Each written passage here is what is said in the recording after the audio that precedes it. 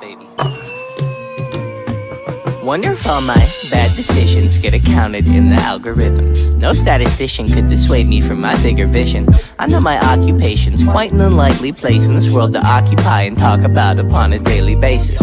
Our information's predetermined by some biased business. We all in sermon to silicon that push out lovely neighbors. I'm done with paper chasing, think I'm on to bigger banquets. This that full circle, new wave, energy on a Tuesday. Turn a blue day to a bright hue, yellow with a smooth A in hair. Extra fruit, the brand, you can't move me. The music is man, it's a con job, but...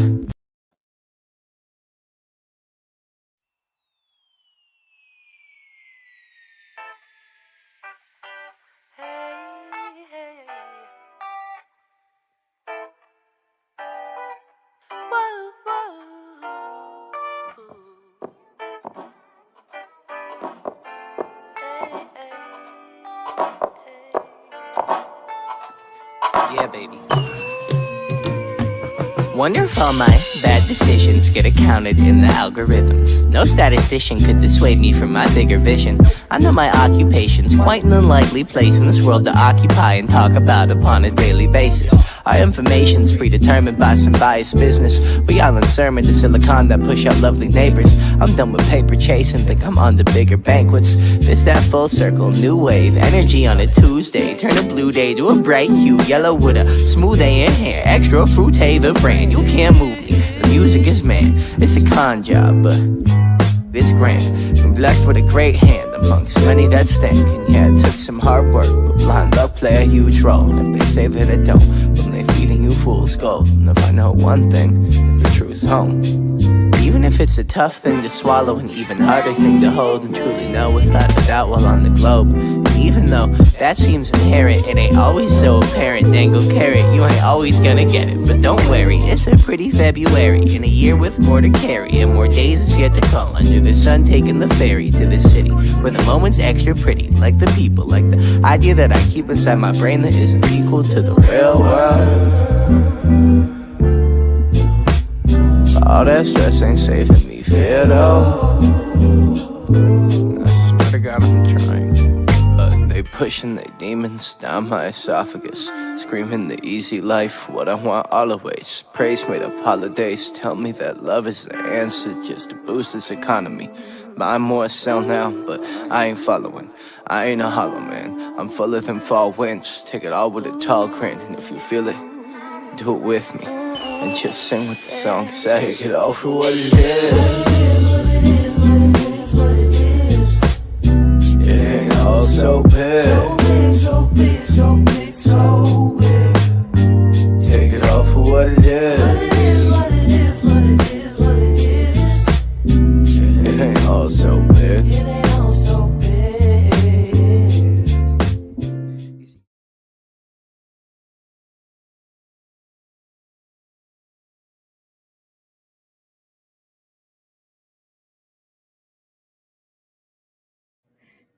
Hello, hello, hello. Hey, y'all. It's me, SB. Dearly beloved. Ooh, y'all, it's Friday. It's Friday. Y'all know what time it is. This is my Freestyle Friday day. Y'all normally know I do it a little early in the day, and it started on Good Friday. And guess what? It's still a Good Friday. And I'm so glad that you guys are here. Normally, we'll be here a little earlier, but guess what? We still here 7 o'clock. I was supposed to have a guest, and I hear some people in the comment section talking about Darren Long. How you doing today? I'm glad you're doing good. I would love to speak to you after the show because you and I need to have a talk. But as long as you're in the comment section, we appreciate it if you remain respectful. I like all men because I saw your comment. I really do. Anybody that respects me, I respect them. You, Donnie, who else in here? Trey, all of y'all, I respect you until you show me different. But again, I would love to have a conversation with you after the show. Y'all already know that this was a day that Mr. Sotomayor would be here. This was supposed to be my guest tonight at 7 o'clock. He expressed to me that he didn't feel comfortable being here. If a man don't feel comfortable being here, I have to say, okay, I understand. I got you. So he is not going to be here with me tonight, but we got a show for you. It's honesty. Is honesty a disadvantage on YouTube? I think we all need to ask ourselves about that. We all need to ask ourselves, is dishonesty an advantage on YouTube? Do we win by telling lies on YouTube? Do we get super chats? Do we, do people like us more when we keep up controversy? Are we more likable that way? I mean, we got to figure this out because y'all already know. If y'all don't know yet, SB ain't that type. I have something that I'm doing over here. I think everybody has a story. I really think everybody has a story to tell. And I think that story that they tell could help someone else because I think that we are examples. We go through things for other people. Now, if we want to keep it all a secret, then that's okay too. But if I can find out one good thing about you, I want to know what it is, right? So this is why I grace all people. This is why I respect people, man and woman. And this is why this is and will always be a safe place to go. And if you can't respect that, gosh, you probably shouldn't be here. Because that's what I do over here, y'all. I respect it. We're going to talk about this week. This week has been crazy. Dr. Steele, I know Pearl has been perpetrating Pearl, listen. I don't know anything about Pearl. I know Pearl is a young white girl and she can't be nothing but that, a young white girl. She cannot share in the Black experience like I do. She can't. She can't do it. So maybe our expectation might have been a little too high for Pearl. I don't know, but listen, I haven't talked about Pearl all week. I'm not going to waste my time on Pearl because like I said, for me, Pearl is a young white girl and she can't experience life like me as a Black woman. She has no clue, never will be able to. She may say some fouls. She might go in the wrong direction, but that's the white woman's experience, isn't it? Just like me. Can I pretend to be a white woman and pretend like I know how they feel and all those opportunities and things of that nature? I can't pretend that way. Can I identify? Y'all know how we do. Can we identify as a white woman? It all happened in one day and people, respect it? Absolutely not. So we gotta get real about this. Again, is honesty a disadvantage on YouTube? We gotta be honest about this. But guess what? Before I get started on that, I do want to say hello to a few people. I do want to say hello to a few people. Thank y'all so much for being here. And I appreciate you guys. If you are here, that probably tells me more than likely you know me and you know how I think. And you probably align yourself with that. But then there may be others that may not have good intentions. I don't know. But we're going to figure it out, right? We're going to figure it out. Lost in translation. How you doing tonight? Corey, it's good to see you. It's definitely good to see you. I'm so glad that you're here. Donnie Draco, hello. How are you? And Tommy will not be here. But Tommy, I get it. I hope you're not just here for Tommy. I hope you're here for me too. Dr. Steele, it's good to see you. Nurse Fancy, what's going on with you? It's good to see you. I appreciate your email and it's some good information. It is. Definitely is. Mr. Edward Gilbert. Mr. Gilbert, how you doing tonight? It's good to see you. Trey, what's up? Lady Navoa, good to see y'all. And Daryl, I saw you already. Good to see you. But again, I do want to talk to you after the show if that's possible, if you're not too busy. I definitely want to run some things by you. Demetrius, good to see you. And thank you for being here. Who else? If I missed someone, y'all forgive me. Forgive me for that. Definitely. Okay. I think I'm pretty good, y'all. So listen, Mr. Gray, Clement, what's going on with you? Clement, earlier today, you left me a message. And what in the world are you apologizing for? You got to let me know sometime during the show. You have nothing to apologize for. It's all good. We are all good, though. But I definitely, I want some answers. Sometimes JG, what's up? How you doing? I put myself in a box, right? I try very hard to elevate myself over some of the things that I hear and go on because it's such chaos. I cannot think and do what I need to do in chaos, especially chaos that doesn't belong to me. And I'm trying to let people know they doesn't have to be this way. You can actually focus on what your goal is and meet that goal without being a part of constant chaos. And then you have to ask yourselves like, why I'm here anyway, because we got the chaos with Pearly. God, y'all, I think we've been going on that for about 10 days now, right? Or more. Then we got the controversy with Tommy. Tommy been in mess. Good God, this time around, probably since the day he stepped in the door and the time before he came back. I mean, constant chaos, y'all. Now, I don't know if it's chaos to just follow certain people. I'm not really sure. But guess what? I'm not a part of that. I don't want to be a part of it. Please don't make me a part of the chaos. So I'm going to go back because this is Freestyle Friday. But first of all, y'all, I want y'all to see my new studio. It's coming together. I'm not ready to show everything yet. But y'all got to give it up for Mr. Boss. Y'all see some of my new studio is coming together. Y'all see me there. What it, y'all there and there. Oh, and I'm over there too. And I'm right here. It's coming together. And I am so glad he's doing such an excellent job. And it will be just for you all. We're going to debut it. We're going to have our new shows. And I've already told y'all when I hit 10,000, this was going to change a little bit. We've already hit 10,000. So the show is going to be different, or we're going to not so much different, but it's going to be a little different. And I hope that you all can appreciate the new show. Trey, what you saying over here? Tommy is the common denominator in the chaos. Seems to be everyone, everywhere he is. Excuse me, everywhere he is. Yeah, but that's Tommy though. You know, that's Tommy. I don't like to be a part of anybody's chaos. So, you know, and again, if a person is not comfortable being here with SB, if they don't understand that this is a safe place, then I understand them.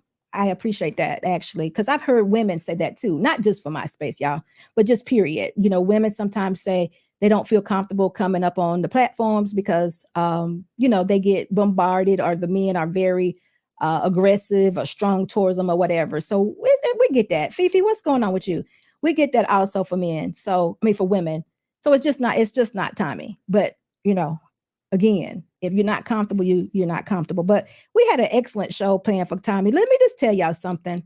And I don't know if he's listening or not, but if he is listening, Tommy, and I'm telling you all, the show was going to be very, very good tonight because I was going to show you, or try to show you all a different side of him, because what attracted us to Tommy is that he's an excellent entertainer. Right.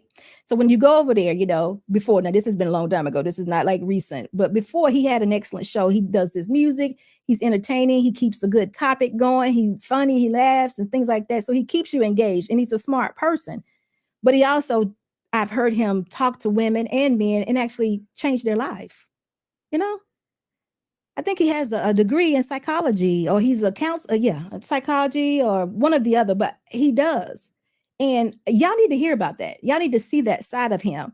Then I was going to ask him about the limelight. What do you think about the limelight, his struggles? Because all we do is see him being hated. What about your struggles? What's going on with that? You know, and then y'all know I was going to ask him about that OnlyFans. How do we end up here? But, you know, his personal business, as far as his child support and stuff like that, I don't care about that. People have issues. People owe money. People have to pay it. That's just the consequences of being loose. Or I should say, sexually immoral. And I've already told y'all that's what happens when you have sex outside of marriage. So that would encompass a lot of us. Am I right about that? Y'all know I'm right. Y'all ain't got to agree. You ain't got to agree. I wanted to know from him, but like, why you wearing that MAGA hat? Y'all know Trump got indicted today. I needed to hear from him what you think about this type of stuff. It was a good interview. It was going to be a positive interview, but again, y'all, he did not feel comfortable. So hey, here we go. And then from there on, it took a left turn. But hey, that's the part you expect, I guess. But anyway, we're going to go back to Monday. Monday, this is a Freestyle Friday part. On Monday, Black Man and I and Ayana, if y'all were here, we talked about it. Ayana told us how femininity and silence is the most powerful thing a woman could have. And I challenged the women to be quiet. Dearly beloved, just shut your mouth. And I'm still standing on that, guys. So those of you who are in relationships that are married or what have you, I need y'all, and I'm challenging y'all to be quiet. When you want to say something, don't. And continue to meditate and figure out why you're not saying anything. Figure out why is this so powerful to be just that cooperative or that non-confrontational or what have you. You know, your powers in your silence. If you've already said what you were getting ready to say, don't say it again, because they heard you the first time. So we're going to work on that. But that was Ayana. She told us, you know, this whole world has taken away femininity. Femininity is not cool anymore. It's not cool to be soft. Y'all heard her say it. If y'all go back to that video on Monday, it's not cool to be soft. Women, especially Black women, y'all got to work really, really hard and things of that nature. And when the husbands come home, they feel like they're coming home to the dude, not to the soft, feminine woman that they married. We got to get back to that.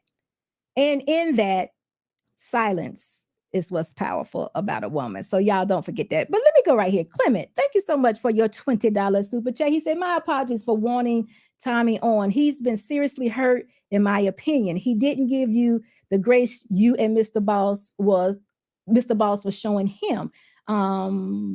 Miss Boss, please let God lead you. He does He doesn't want no one else to share in his glory. Listen, Clement, you don't know how much you've said. I thank God. And I hope you can hear me. I thank God. I give God all the glory, because I hope you can understand and hear what I am saying to you, because before the show actually happened, I came out to you all, those who support me, those who all follow me, and I asked the question, do you think this would be a good show? And you yourself, you said, yeah, but see, God was leading me. And if God say no, I have to be obedient to what he said and just say, okay. So that's what I'm doing. So Clement, you haven't said that but a word, and I thank you so much for that. And for your $20 super chat, I'm not going to let y'all forget the money line. Money line, I'ma run it every time. Give me mine. Going up, need no decline. Money line, I'ma run it every time. Give me mine. Going up, need no decline. Dearly beloved. Mr. Edwards said, they're definitely going to come for you now, SB. We got your back, though. Who gonna come for me? Who gonna come for me? Ain't nobody coming for me, Edward. I promise you they won't. I got receipts. Edward, I got receipts. Nobody's gonna come for me. Trust me. Understand something. The title of the show today is Honesty, a Disadvantage on YouTube. Pay attention to the title. Understand what's going on. I got receipts. Nobody's gonna come for me. We good. Trust me. Trust me. But again, like I said, I had such a good show planned for Tommy. And again, I hate that he didn't feel comfortable enough to come over and actually have the show. But you know what? I wish him the best, and I hope it settles down for him and he gets to get back to the business of being an entertainer on YouTube and sharing his message and his word. That's just what I hope for him. And I hope he does it soon. But in the meantime, I'm still gonna do me. And we gonna keep going. And it is what it is. But on Wednesday, y'all, you know what? Before I go, I'm gonna tell y'all something. I'm gonna be silenced in my power as a feminine woman. How about that? That's what you do. That's how you do it. I've already told you. I've challenged other women. So I'm gonna be the first. I'm gonna walk it out for you. All right. So on Wednesday, I was on cruise season. We talked about dating and friend zoning, right? And y'all, I don't know if y'all was there or not, but I asked the men to bless the women with some advice. And I hope that the women heard the men. Because what the men said is when the man tell you, ladies, let's say it like this. When they tell you they don't want nothing serious, they don't want nothing serious. Please hear me. They don't want nothing serious. But if they tell you that they don't want nothing serious, because they say they're not lying no more. We're not lying. We don't have to lie. We don't have to lie. A woman give it to us in 5 minutes nowadays. There's no need to lie. So when they telling you that they don't want nothing serious and you giving it anyway, you got to account for that. It's not the man's fault. It's yours. And the men told them, y'all, they broke it down for them. I asked all 4 of the men, please tell us what you can say to tell me what you can say to these women for they can believe that when y'all say what y'all say, y'all mean what y'all say. Tell them, because they're not listening. And they broke it down. But before we get there, let me go ahead and do this $5 super chat. Thank you, Clement. Again, God was leading me as well. I was going to call in and let Tommy know what he said about your Black female creators wasn't from a man, but Tommy was Tommy. What did he say about the Black female creators? I don't know if I know what he said about Black female creators. So you might have to tune me in on that. You gotta let me know about that. And I'm not sure I heard what he said about them. But you know what though, Clement, sometimes when people, we got that big old brush, and we just brush a broad stroke and it sounds as though we are including everybody, but y'all know it don't apply. It's just the same with women and men. We hear men sometimes speak about women and it definitely sounds all inclusive, but we already know that there are some women that these things don't apply to. And it's the same for men. When you hear men or when we hear women talking about men, they ain't no good, they this and they that. Y'all already know we ain't talking about everybody. I don't know that. Nurse Fancy, what you say? I'm not convinced they mean a word of what they say. Their words are formed by dollars. Nurse Fancy, you married, you're not included. But let me just say this to you. When a man tell you something and you're in a dating situation, you got to believe it. And you got to act accordingly. because in this situation, it's getting very vital because we have women that are honestly being too sexually liberated. And I'm not going to say too sexually liberated. They should not be giving their bodies to men at all unless they have a promise of marriage. And I even question that. I actually say, don't do it till you walk down the aisles, because what we ended up with are women who are experiencing some form of trauma. They're coming out hating men. All men are alike. Ain't no man no good. All of that, when they could have just listened to the directions coming up front and understood that this man didn't like you. You wasn't the one. But we don't pay attention like that. We want to be special all the time. And sometimes you're not special. Guess what? Somebody else said within the first 5 minutes or 10 minutes or whatever, they let you know if they really like you. And I would think within the first week or so, you know if they like you for more than just being a friend.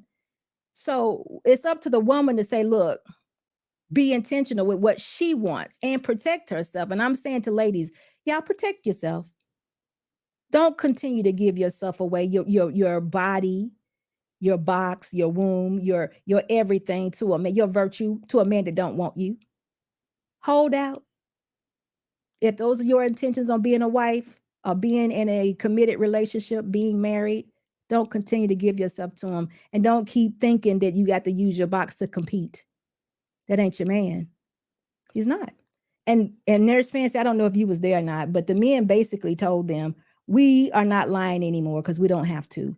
Women are sexually liberated and they come and get it. So I don't owe them anything as far as an explanation or it's my responsibility and all of that. This is where they're getting all this. This is where it's coming from.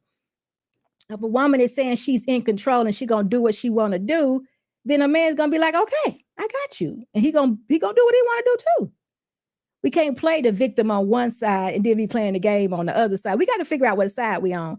And I'm telling the ladies, don't play the game because you don't want to be a victim. So you got to remain in control and have some discipline about yourself. You got to put your flesh under some kind of conviction and be like, hey, nah, I like you, but you cool, but I'm really wanting this. And if that man ain't talking like that, or he's not saying the same thing that you're saying. And the other thing too, you can't tell him everything because then he will be that until he gets what he wants. So you just got to sit back and pay attention. And I think, Nurse Francis, I think I told you this before. You got to sit back and pay attention because he will let you know if you are the one, but he also will let you know if you're not.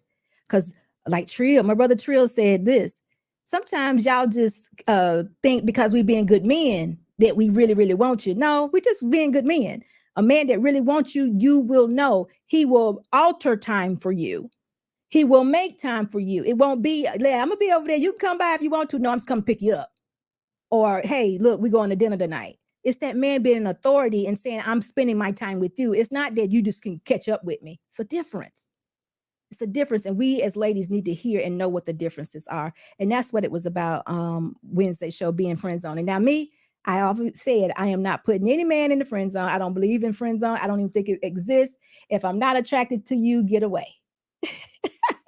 This is me talking though. Y'all do what you want to do because if a man really likes you, you're going to do nothing but use him. And that is just not good business. If you had no intentions on him, being with him or trying to have or make a relationship with him, let him go for somebody else. Do not ruin a good man. So that was what happened on Wednesday. If y'all have not seen the show, make sure you go back and check it out. Trey, what you said to me? Trey, you always trying to give me problems. What you saying? Trey, okay, me and Trey agree. What? But that was Wednesday's show. I'm listening, Trey. I'm getting your advice. I'm listening. Okay, so what else we have here? And then there was Thursday, y'all. Thursday was me and Mr. Boss preparing for Tommy. We really were. And Nurse Francie said, absolutely. You're right, Nurse Francie. You're married. See what I'm saying? We were preparing for Tommy. Like I said, guys, it was going to be an excellent show. 2 years ago, a little over 2 years ago, we stumbled up on Tommy. I don't know how, y'all. I don't know how. I have no idea. None at all. But again, I say to y'all, he used to have, and I haven't really seen, he hasn't gotten back into it as of yet, but he used to have an excellent show. It was very entertaining. Tommy writes music. He knows how to report very well. He's been in this business a long time, y'all, a very long time. So he's very good at what he does. And a lot of his things that he talks about, I definitely believe in. I do. So me and Mr. Boss would laugh with him, and and I always was to say, hey, look, when we go into YouTube, we're gonna be like this. And what I mean like by that is as far as how he put things together. Clement Gray, what you saying over here? Let's see. Ooh, the female content creators on YouTube spaces. And Tommy was brought back on by Lucky. Okay, he was brought back on by Lucky. This had all to do about Pearl. Tommy said Black female content creators need to do better. Maybe men support. Wow, maybe men support. Okay. Well, you know what? I can. Tommy says, let me get done, y'all, and we'll get there. We're gonna get there, Clement. So this is what attracted us to Tommy, right? And I've always gave Tommy his appreciation for the things he does. I told him years ago, hey, look, I'm taking notes. We want this type of banner. We want to have this type of setup. I like that particular mic. Me and Mr. Boss always did that, gave him his props and everything. Always along the way, we've done that.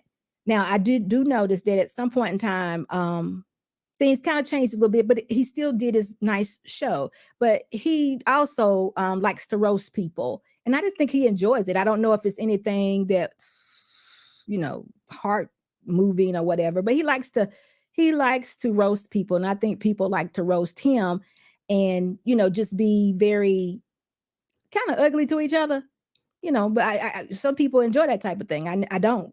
So I would always tune out. That's not my thing. And y'all know I'm not big on the cursing all the time and the profanity, but that's what he does. That's his show. That's okay too. I'm not tuned in for that either.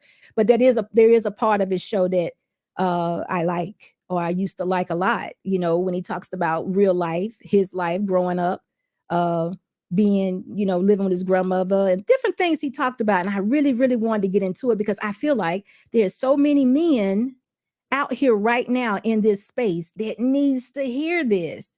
And he's like a magnet, y'all. He attracts a lot of people.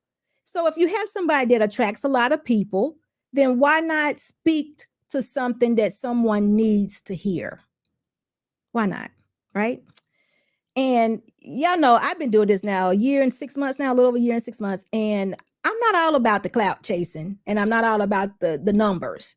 Of course, I would love and want more people to follow SB Nation. Y'all already know that. I absolutely do, because I feel like I have a good message. I believe in the nuclear family. And I think if more people hear good things, then they will be good people, because I think we've gotten so far away from being good that we don't even know it exists.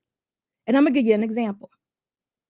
I was on the cruise season 2 weeks ago, and I simply mentioned, the question asked was, would you advise someone for any reason to have sex before marriage? That was the question that was asked of me. I said, absolutely not. We do know for man and woman, having sex outside of marriage is sexually immoral. We do know that, don't we? And y'all, it was almost like a bright light went off. What? See, we want virgins, so we understand it crystal clear when it comes to a woman. We understand that when a woman has sex outside of marriage, she just fell off. She ain't hit nothing no more. Big mistake, red flag, all of the above. She had a child. No. We get that when it comes to a woman, but when you say that sexually immoral for a man before marriage, what? Where you get that from? It's almost like, it was like, did she say that? No, I did. It's almost like it woke something up in a few people. And when I say woke them up, it was like they knew it, but damn, I ain't heard that in so long. I forgot. So what that says to me is that we're out here operating very much out of order, and there are no reminders. None. We just doing what we want to do, Guess what else we're doing? We're getting caught up. We're getting caught up all the time. And guess what? When we get caught up, we never actually think it's about the fact that we decide to have sex immorally. We always blame it on somebody else, y'all. So I brought that up. So it was like, dang, a lot of people in the comment section, I got so much support that night. They was like, you right, SB, you right. Oh, she right, but dang, that's how it was. And that was like, gosh, so it kind of let me know that there's not a whole lot of people that are speaking to excuse me, y'all. There's not a lot of people speaking to right living or good living, clean living. There's not a lot of speaking to that. Mostly what we do is we teach how to perfect bad behavior. In other words, we got plan B, the deletion system, condoms, and all those other things that we've put in place to protect ourselves. But for some reason, y'all, it ain't working. Does it make you wonder? Makes me wonder, but not really, because I already know. But since we're thinking about it and everything, I just gave everybody something a little extra to think about, is that we probably shouldn't be doing that. We probably should be getting a wife, marrying someone, and then procreating with them, swinging off the chandeliers, running around the house, and enjoying our sex. You know, that's what I think. But anyway, who is this right here? Who is this? On Track Trucking. Thank you so much for your $49.99 super chat. And he's just giving support. Thank you. I appreciate you so much. And you get the money line. Money line, I'ma run it every time. Give me mine, going up, need no decline. Money line, I'ma run it every time. Give me mine, going up, need no decline. Dearly beloved. Thank you. Thank you so much for that. Kirk, I know who you are. I'm just picking at you. I ain't seen you in a while. I hope you're doing good. But hey, Tisha, how you doing? Zorro? Is that Zorro? Hello, how are you? It's good to see you. Thank you for being here. But anyway, y'all, I'm just saying that because again, it needs to be a bright light. And I think someone in the comment section just said that that it needs to be more people in this space that are honest and don't matter. You know, it's okay to be a positive message. I do know that tragic, you know, that wild stuff and all that, because we talked about this weeks ago. Me and Black Man talked about it, and we said, is it entertainment or is it real? Y'all, it's real entertainment, because that's what we make it. But I try to offer entertainment because I want to keep y'all in sync with me. I want y'all here. I want y'all engaged. I really do. So I'm working on my entertainment part, but the part of being real is who I am.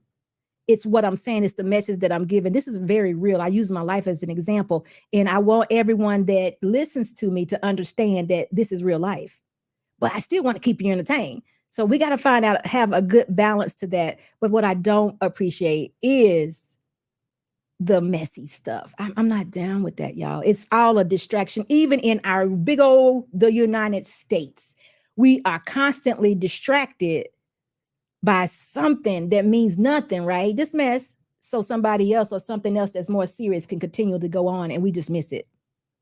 Like today, I haven't even read about it. You know, I haven't read about it, but everybody knows that Trump was indicted. Go ahead and go. Do what you got to do. But what happened? What else happened today? What distraction happened that we missed? You know, what did we miss? Clement, thank you so much for your $5 super chat. He says, SB, may I recommend a podcast, I believe on Wednesday, a conversation with Miss Frances C. Tell her I sent. Maybe you two can collaborate. Pastor's wife, Miss Frances, what did she talk about? Frances C. What did she talk about? You can just put that in there for me, but I'll look her up. Fancy Ketchup, how are you? It's good to see you. I ain't seen you in a while. Thank you so much for being here. But anyway, all the noise is very distracting, and I myself don't quite understand it, but that's what it was all about. So anyway, on Thursday, I actually talked by text message to Tommy. Tommy and I had agreed to do a show, and I'm just letting you all know because my name is my name, y'all. And again, I don't want to get mixed up in something I had nothing to do with. On Thursday, Tommy and I actually talked by text message, and he mentioned to me his concerns. I'm just going to say it like that. And I said to him, hey, okay, I apologized to him. I said, wow, that is out of order. I hate that. I apologize to you These were my words. This is what is written, y'all. These are the text messages. Now, one thing I do want to mention is before we got that far, when he was telling me his concerns, I'm going to say he kept it light because maybe he didn't know how I would respond. I'm going to put it on me. So he told me his concerns, but he ended it with laugh out loud. So not that I laughed out loud. It was just that made me feel like, oh, he's I didn't take any heed to it. I didn't think it was that big of a deal, but he definitely mentioned his concerns and I definitely took them in consideration. And my response to him was, wow, what? All right, that's out of order. We're going to take care of the situation. Wait a minute, don't let me lie. I said, wow, this is out of order. I apologize to you. This is what's written, guys. This is what was written and sent to him. And the next thing I said is, okay, so I told him, because this was a problem dealing with the actual posting and things of that nature. So I told him, go in and try it again. Go ahead and attempt to try your comment again, Tommy, just to see how this works. And I never heard anything else from him. The next thing I knew, Tommy was on a live. And I don't even know how we got there because we weren't looking for it, but we got there. And on that particular live, we turned it on. And the first thing I heard is him talking loudly, security boss. I'm like, what? Very loud, security boss. And her name is tied to this. And I'm thinking, what? What's wrong? So we rewinded back a little bit. And he was just, going off basically. And I'm thinking, what is wrong? So I immediately called in, what's going on? And so by this time I've heard his concern and I'm like, hey, did you not see me apologize to you? And, and I actually don't think he saw it, guys. So in his defense, I don't think he saw it. But my only concern with that is you and I were in the middle of a conversation, in the middle of a text conversation going back and forth. You said something to me, I said something to you, you said something to me, and I said something to you, and you did not say anything else. But we were in the midst of it. And I just wish that we could have continued that conversation in that text message instead of him going to do a live, because he said to me he did not respond to the text because he went to do a live. That's the only thing that kind of made me wonder, like, wait a minute though, why wouldn't you just respond to me apologizing to you and saying, then you could have heard that we took care of this issue, this is no longer going to be a problem. I don't know why he didn't do that. That's the only thing that is not the only thing that's puzzling me, but that was the first thing that puzzled me because I'm engaged into a conversation with you. And then, after that, then everything gets real messy. And I was like, okay, so now we are in a different situation now. This is no longer, a real thing. This is something else. So it became not about me. And then Mr. Boss, y'all, guess what? Y'all could actually hear Mr. Boss's voice if y'all would have tuned in yesterday on this live that Tommy had, because Mr. Boss felt the need to call back in because we were hearing things that didn't quite, it was like, okay, when did that happen? And all of that. So Mr. Boss talked to him for a little while. No, nothing, uneventful, nothing, no disrespect. It wasn't. And then we were done. But at the conclusion of that, Mr. Boss definitely decided that no, we're not gonna do this this video. We're not gonna do this live because it's just the energy is not good anymore. It's not good energy, and I hate that because it should have happened. But again, we have to be obedient. We have to be obedient because there was no reason that it shouldn't have happened, but for one reason, and we are not in control of everything. So we have to just go with it. And that's what we did. But again, y'all, Mr. Boss and I both wish him the best. Tommy does very good work when he does his work. I don't agree with the roasting or whatever, but I myself now have not seen him roasting anybody as of late. Besides, well, he didn't roast me. I ain't gonna tell no lie. He did not do that. So I'm not gonna lie on the man.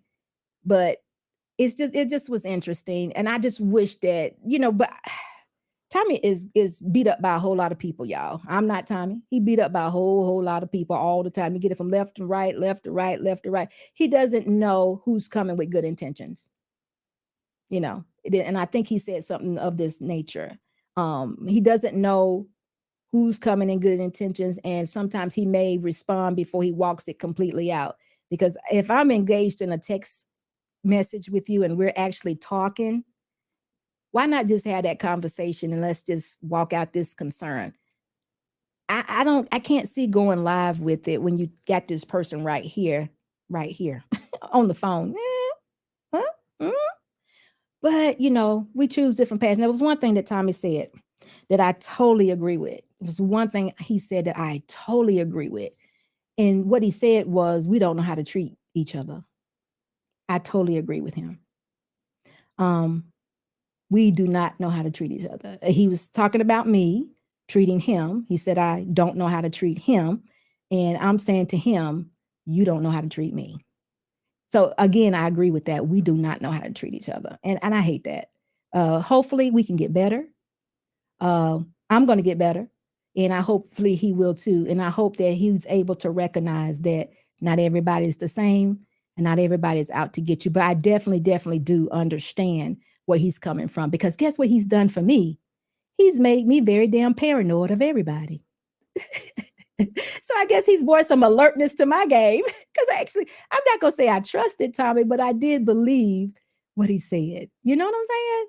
You know, I did think that, but he's helped me. He's helped me a lot. So again, that was one thing that I really agree with him on, is that we do not know how to treat each other. And that just was not for us. It's for everybody. We do not know how to treat each other, and we definitely need to work on it. So listen, on track trucking, what you got? Thank you again for your super chat, your $50 super chat. Kirk in the building, boss lady. Just keep going up. You have all the support you need. Bless. Thank you. And you are in the building. You get the money line. I'ma run it every time. Give me mine. Going up, need no decline. Money line. I'ma run it every time. Give me mine. Going up, need no decline. Dearly beloved. So anyway, y'all, that was my last night. And me and Mr. Boss talked about it for a while, and want to try to settle it, want to make sure everybody's settled and everybody's good, because he did want to do the show. He did. But when the energy's not good, when I'm not good, I'm not good. When my energy's not good with you for whatever moment, for however long, it's just not good. I want to bring you my best. I want to let you know that you good. Everything's good. But I just kind of feel like I was blindsided a little bit. And I got to process that. And I have processed it, but the timing was just not right. And so I have to definitely leave that right where it is. So I hope you guys can respect that and appreciate the fact that Mr. Boss made the decision. And listen, guys, Tommy is still Tommy. He's still doing his thing. I'm not going to let y'all take away from the man being entertaining. And he's a smart guy. This other part of him, I don't know anything about that per se. I see and I hear him roasting, but I see and hear people roasting him. So I don't know what's good or what's not. I mean, I'm thinking that maybe this a thing that you all do. And if it is, then call it equal. Don't bring me into that. But I guess it's kind of odd, because I'm like, I guess y'all looking at me like, SB, how you gonna throw something serious up in the middle of this? What you doing? We don't know. We still trolling. How you gonna be serious? How you gonna just throw all this seriousness up in the middle of us trolling and cussing each other out today? And I'm thinking, you know what? I didn't even think about it like that. But I got you. I will think about it like that in the future. Lots of translation says, you tried, SB. I did, didn't I? I did. That's all that counts. I tried. I did. And again, now I'm not, it's all good. I'm moving on. I just got to, this is what I say. God got me. And y'all better believe it. Y'all better believe it. It's real. So anyway, that was then. And that brings us to tonight. Tonight is honesty, a disadvantage on YouTube. So here we are. I came to YouTube about 1.5 years ago. I found myself in this space, which we call the manosphere. Then I found out it was a Black manosphere. Don't know how we plugged in and got here. Have no idea. None whatsoever. Who put me here? Who said it was okay? Am I good here? Am I safe here? Are y'all gonna try to beat me up and make me like all the rest? What's going on? I'm gonna be honest. What about you? Are you gonna just try to get clicks? And do you want to like be enraged because and put a woman in her place because you're trying to belittle her? Is this what this is? What is this about, y'all? Are you gonna welcome me and see who I am because I'm a black woman? Or just because you need to respect me? What's going on here, y'all? This is what's happened this last year and a half. You know, I plugged in and all of a sudden I was in a space called the manosphere. And then I found out it was a black manosphere space. And what made it a black manosphere? And what do you do here? And every time I ask for answers about what this actually means, and it says empowering men to do what? Oh, I like that, to be leaders and head of the households and married and stuff. Did I say that? I didn't say all that. I said we was empowering men. Okay, I got it. I'm with it. That's what I do too. I want to empower men to be leaders and let them know that they good and they need to be respected and they need to be married and take care of their family. God did it. It's in them innately. Is that where we at? Did I say that? That ain't quite what I said. Okay. Well then, what exactly are we doing? Tell me what we're doing. Just tell me what we're doing so I can make sure I understand what we're doing, because I want folks to be married. I want women and men to love each other. I don't want to participate in any type of war. I don't understand why men and women want war and they still want to hook up. It's kind of weird. And if y'all still doing that, y'all kind of weird. Because you love a woman. Of course, you want her to behave a certain way. Of course, we want our men to love us a certain way. We absolutely do. But what's going on? Eugene still say, I am confused on what the black manosphere is all about. As of 4 or 5 days ago, I am even more confused. Dr. Steele, are you in my head right now? I think you are, because I'm confused too. Because I think we're trying to create an atmosphere, of course, where men can be great. And I like that. I love it. I want our men to be great. I say this all the time, y'all. I show men appreciation all the time. I ask them all the time, did anybody tell you good today? Or anybody ask you or how you feeling today or what you need today? I do this all the time to different people. I smile to men to let them know, because so often I've seen that there's programming and conditioning going on that does not represent the man being lifted up. It's more so tearing down. And women, we don't even realize that the conditioning is going on. We don't even realize it. But lately, I've been seeing and experiencing conditioning, top-knot manipulation. Ooh. Make sure. Woo, y'all wouldn't believe it. Yeah, y'all would. Y'all would, because y'all understand. Y'all understand what I'm saying? So I'm thinking, is honesty a disadvantage in this space? Because that's how I'm coming. I'm coming with honesty. And I'm coming with, I see something that doesn't look right. What y'all doing? This don't seem right over here, y'all. Just not good. And when I say things like that, y'all already know what happens, right? I'm gonna get her. That ain't right. This is not right. No. That wasn't right. Because we got to lift up. We got to come up together. There makes no sense for us to bring the woman up, and then there's still women out here that are dogging and belittling our men. So we got to get the message that we got to come up together because we're for each other. Y'all do understand that, don't you? Y'all do.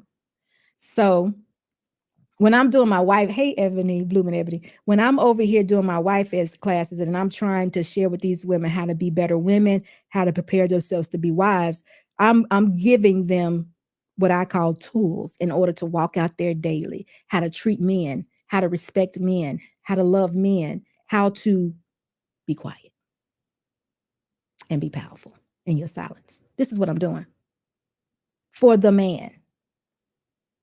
For the man. But then I'm saying, okay, I'm missing something right here though, y'all. I got good men that's listening and I see it. And they're not telling me They're not saying anything that I'm like, oh, wait a minute though. What happened? All I'm getting is war, war, war. Because I'm saying, don't you see us? When are y'all gonna start seeing us? I need y'all to see me. And I'm not being seen. So I'm asking, is honesty a disadvantage on YouTube? Now, of course it is for me, because when I be honest, it's like, oh, she don't advocate for us. No, that's not true. I very much do. I want you to have all the information and a good woman. All the information and a good woman, because I want you all men to be leaders. I do. But do you really think I'm not going to tell you that you shouldn't be out here being sexually immoral? You think I'm just going to let you go on ahead and do that too? I'm going to just let you spoil yourself and be like, okay with it? No, I can't do that. I'm not telling you to preserve yourself, but I'm got to tell you that you are affected and it is wrong. This is my belief. I got to say it because I'm telling the woman, I'm giving it to her too, because I want her to preserve herself for you. Trey said, I'm not at war. Trey, I'm so glad you're not at war, Trey, but you're not. And I'm glad that you're not. But what I'm saying, Trey, this doesn't go on over here. This is not. If I kept myself in this space here with my 10,000 subscribers and the 60 people that are in here right now, make sure y'all give me the thumbs up when you're coming into the live, and however many more numbers I may have today. We are in a safe space, and you're right, Trey. If you hear, you're not that way. You're right, because you're getting both sides of it. I told you the other day, you just got the wrong 14. You know exactly what I mean. But I can't just stay here. I have to venture out. And when I venture out, this is when I'm seeing that, hey, what am I doing wrong? It's not benefiting me, to be honest. So all the disadvantage in the, honesty is that all these cash apps come in, we're supporting a twist. Somebody will say something and then they'll twist that thing up so quick and it'll be like, what just happened? Hey, Sherelle, how are you? Thank you. We'll twist it up so quick. It's like, yeah, did they just tell a lie? And everybody was like, yeah. Yeah, they did. But nobody caught it. It was like, what? And I'm like, yo, didn't hear that? So is honesty a disadvantage on YouTube? I'm going to open up the lines in just a little bit because I want to hear it from you all. And if honesty is a disadvantage on YouTube, which I happen to think it is, I'm not getting ready to start telling lies, y'all. I'm still going to be the example that I am. I'm just telling you, y'all better start listening a little closer because I need y'all to pay attention to what you're taking in, because I'm listening. And when I hear certain things, I be like, did I just hear that right? I had to like. They liars, bro. They liars. But they have so many subscribers. And then this thing here with Miss Pearly, y'all, I got to be honest with y'all with this. I'm not really caring about this. I'm not. And I'm going to tell you why, y'all. Y'all going to be like, SB, you wrong for that. It's not that I'm wrong for that. It's just that it don't affect me because I'm a Black woman who's experienced everything that she's talking about. And if y'all choose to go follow her instead of me, you're going to get what you get. I ain't even mad at you, but you're going to get what you get. She's a white woman living a white experience. She can't be nothing else. She can't be nothing else. I'm a Black woman. Done been at it for 28 years. Will tell you honestly what to expect, but I'm not going to pander to you, neither side. But I can tell you what you're going to get if you want it.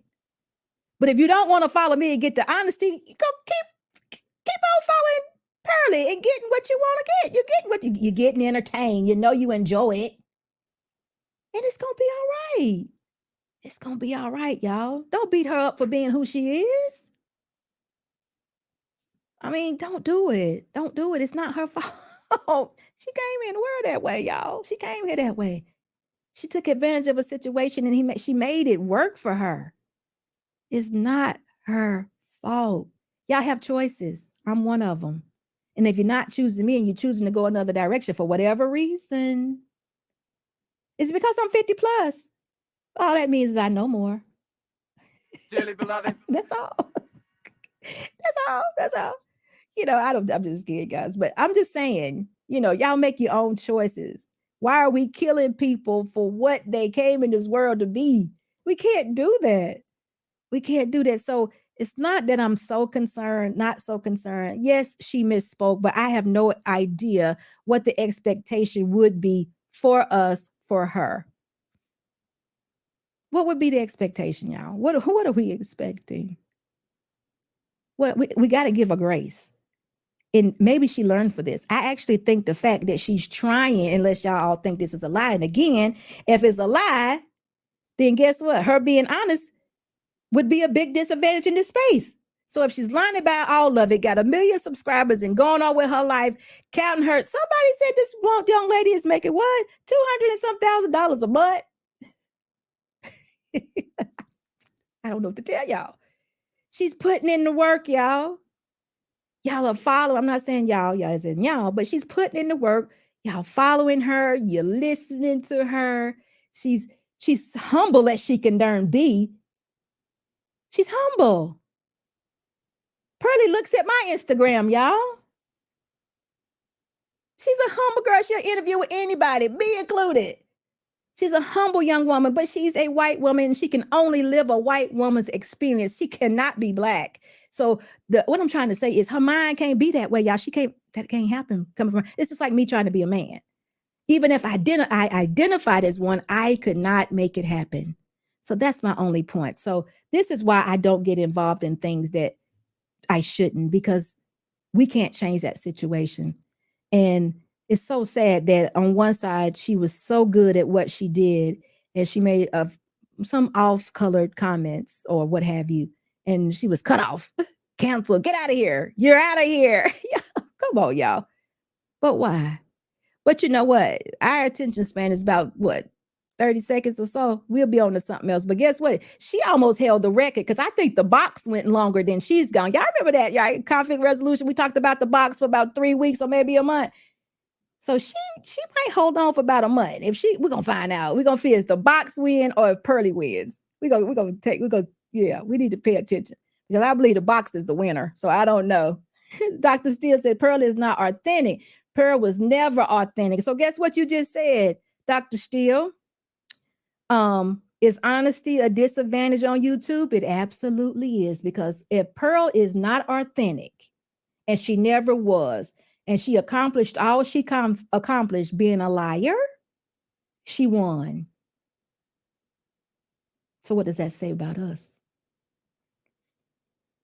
Because I said, again, I'm a woman here. Mr. Boss is behind the camera on a little, keypad or whatever you call that thing down there with the different sounds, telling you exactly how marriage is and how to get from A to B. Been doing it for 1.5 years. I don't have 1 million subscribers. I don't pander to anybody. I'm putting in the work, but I'm being honest.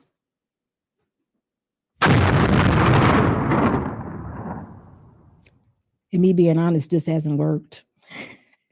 I mean, it's working for me. I appreciate y'all. You know what? I appreciate y'all and I appreciate what is around me, because the people that are here are probably the people that actually get me. So I definitely do appreciate that. But that just goes to tell us, that just makes my point. Is honesty a disadvantage on YouTube? It absolutely is. And Dr. Steele just confirmed it. He just confirmed it. And he says here, so Ray Garvey had to educate Pearl about the Black experience and eventually, oh, wait a minute. Wait a minute. Evidently did not register. It did not register. Wait, Dr. Steele, come on. What do you mean it did not register? How is it going to register? She's not Black. She's not Black. She's not going to ever get it. She can only try to relate and actually relate in, what's another word she can do? She can be considerate of, she can appreciate, but she can't be us. She doesn't know how it feels to be a Black person. Because if she did, she wouldn't have been joining in that comment. She would have known that, hey, I'm white. I don't talk about CP time. That's day joke. Because next what? You know what? You get too comfortable. You know what comes next, right? Because that's all because she has the white experience and she can't be nobody but who she is. So wait a minute though. Why don't you consider this being her doing her homework though? M. Mills, how you doing? Dr. Steele, how come you don't consider this doing her homework? Why not? Why can't, was the man that Mr. Garvey, I think it was he actually her teacher? Is he a Black man? So that means he knew the whole time, right? So are we saying this was a setup? I think this is what Nurse Fancy sent me. I didn't get into it yet, but I think this is what Nurse Fancy sent me also. So he was a Black man too, right? Or was he? Yes, he was. So he knew the whole time, right?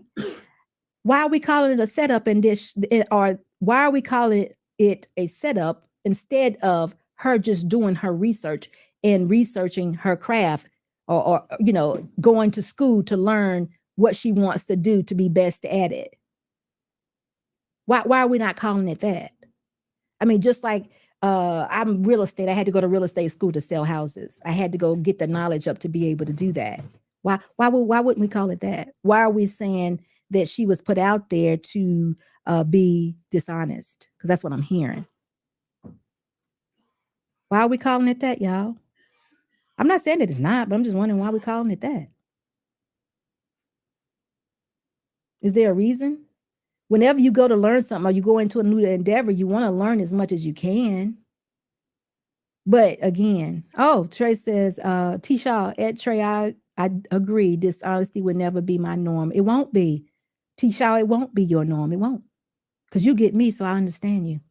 Anybody that gets me, we can't function in dishonesty. I can already tell you. If you're a dishonest person, you will not be able to be around me. You will absolutely hate me. Because I call out all things, y'all. I am so in your face.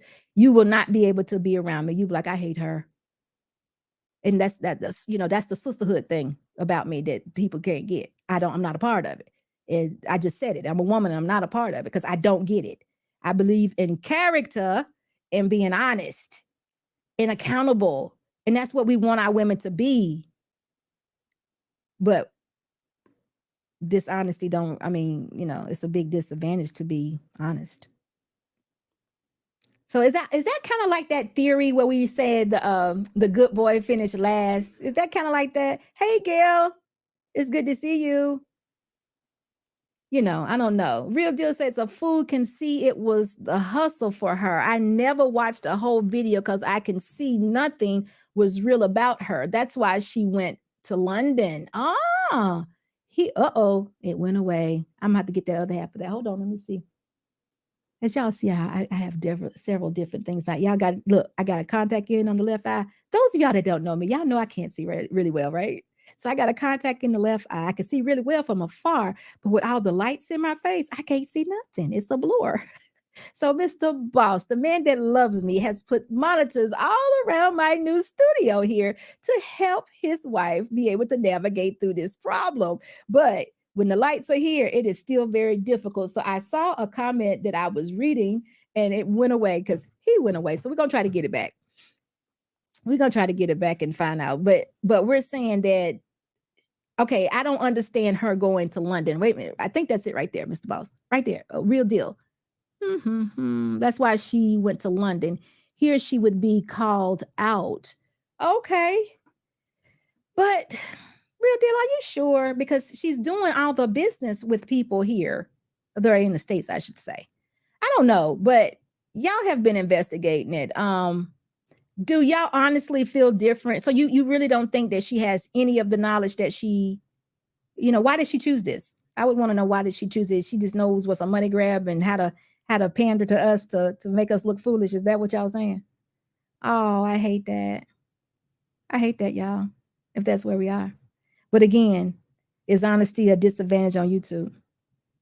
Because guess what, y'all? Me being honest and loving women and wanting them to win and advocating for men and wanting them to win, that's boring because everybody wins. But if I can figure out how to cut somebody down and talk about stuff that is not so good for us, or call things out. Now, understand, y'all, I do call things out. I do. But I call it out in a way that I want it to be better. I don't want to make it my everyday of calling someone out. I like to grace people to make them better because better is what we want. She saw Kevin Samuels was eating good. Oh, wow. Wow. Now, real deal, I'm sitting up here reading these comments. Don't be selling me no bill of goods. Have you done your research on this? Because I'm sitting up here reading your comments, and I don't know if you know what you're talking about or not. They be swearing out SB said it.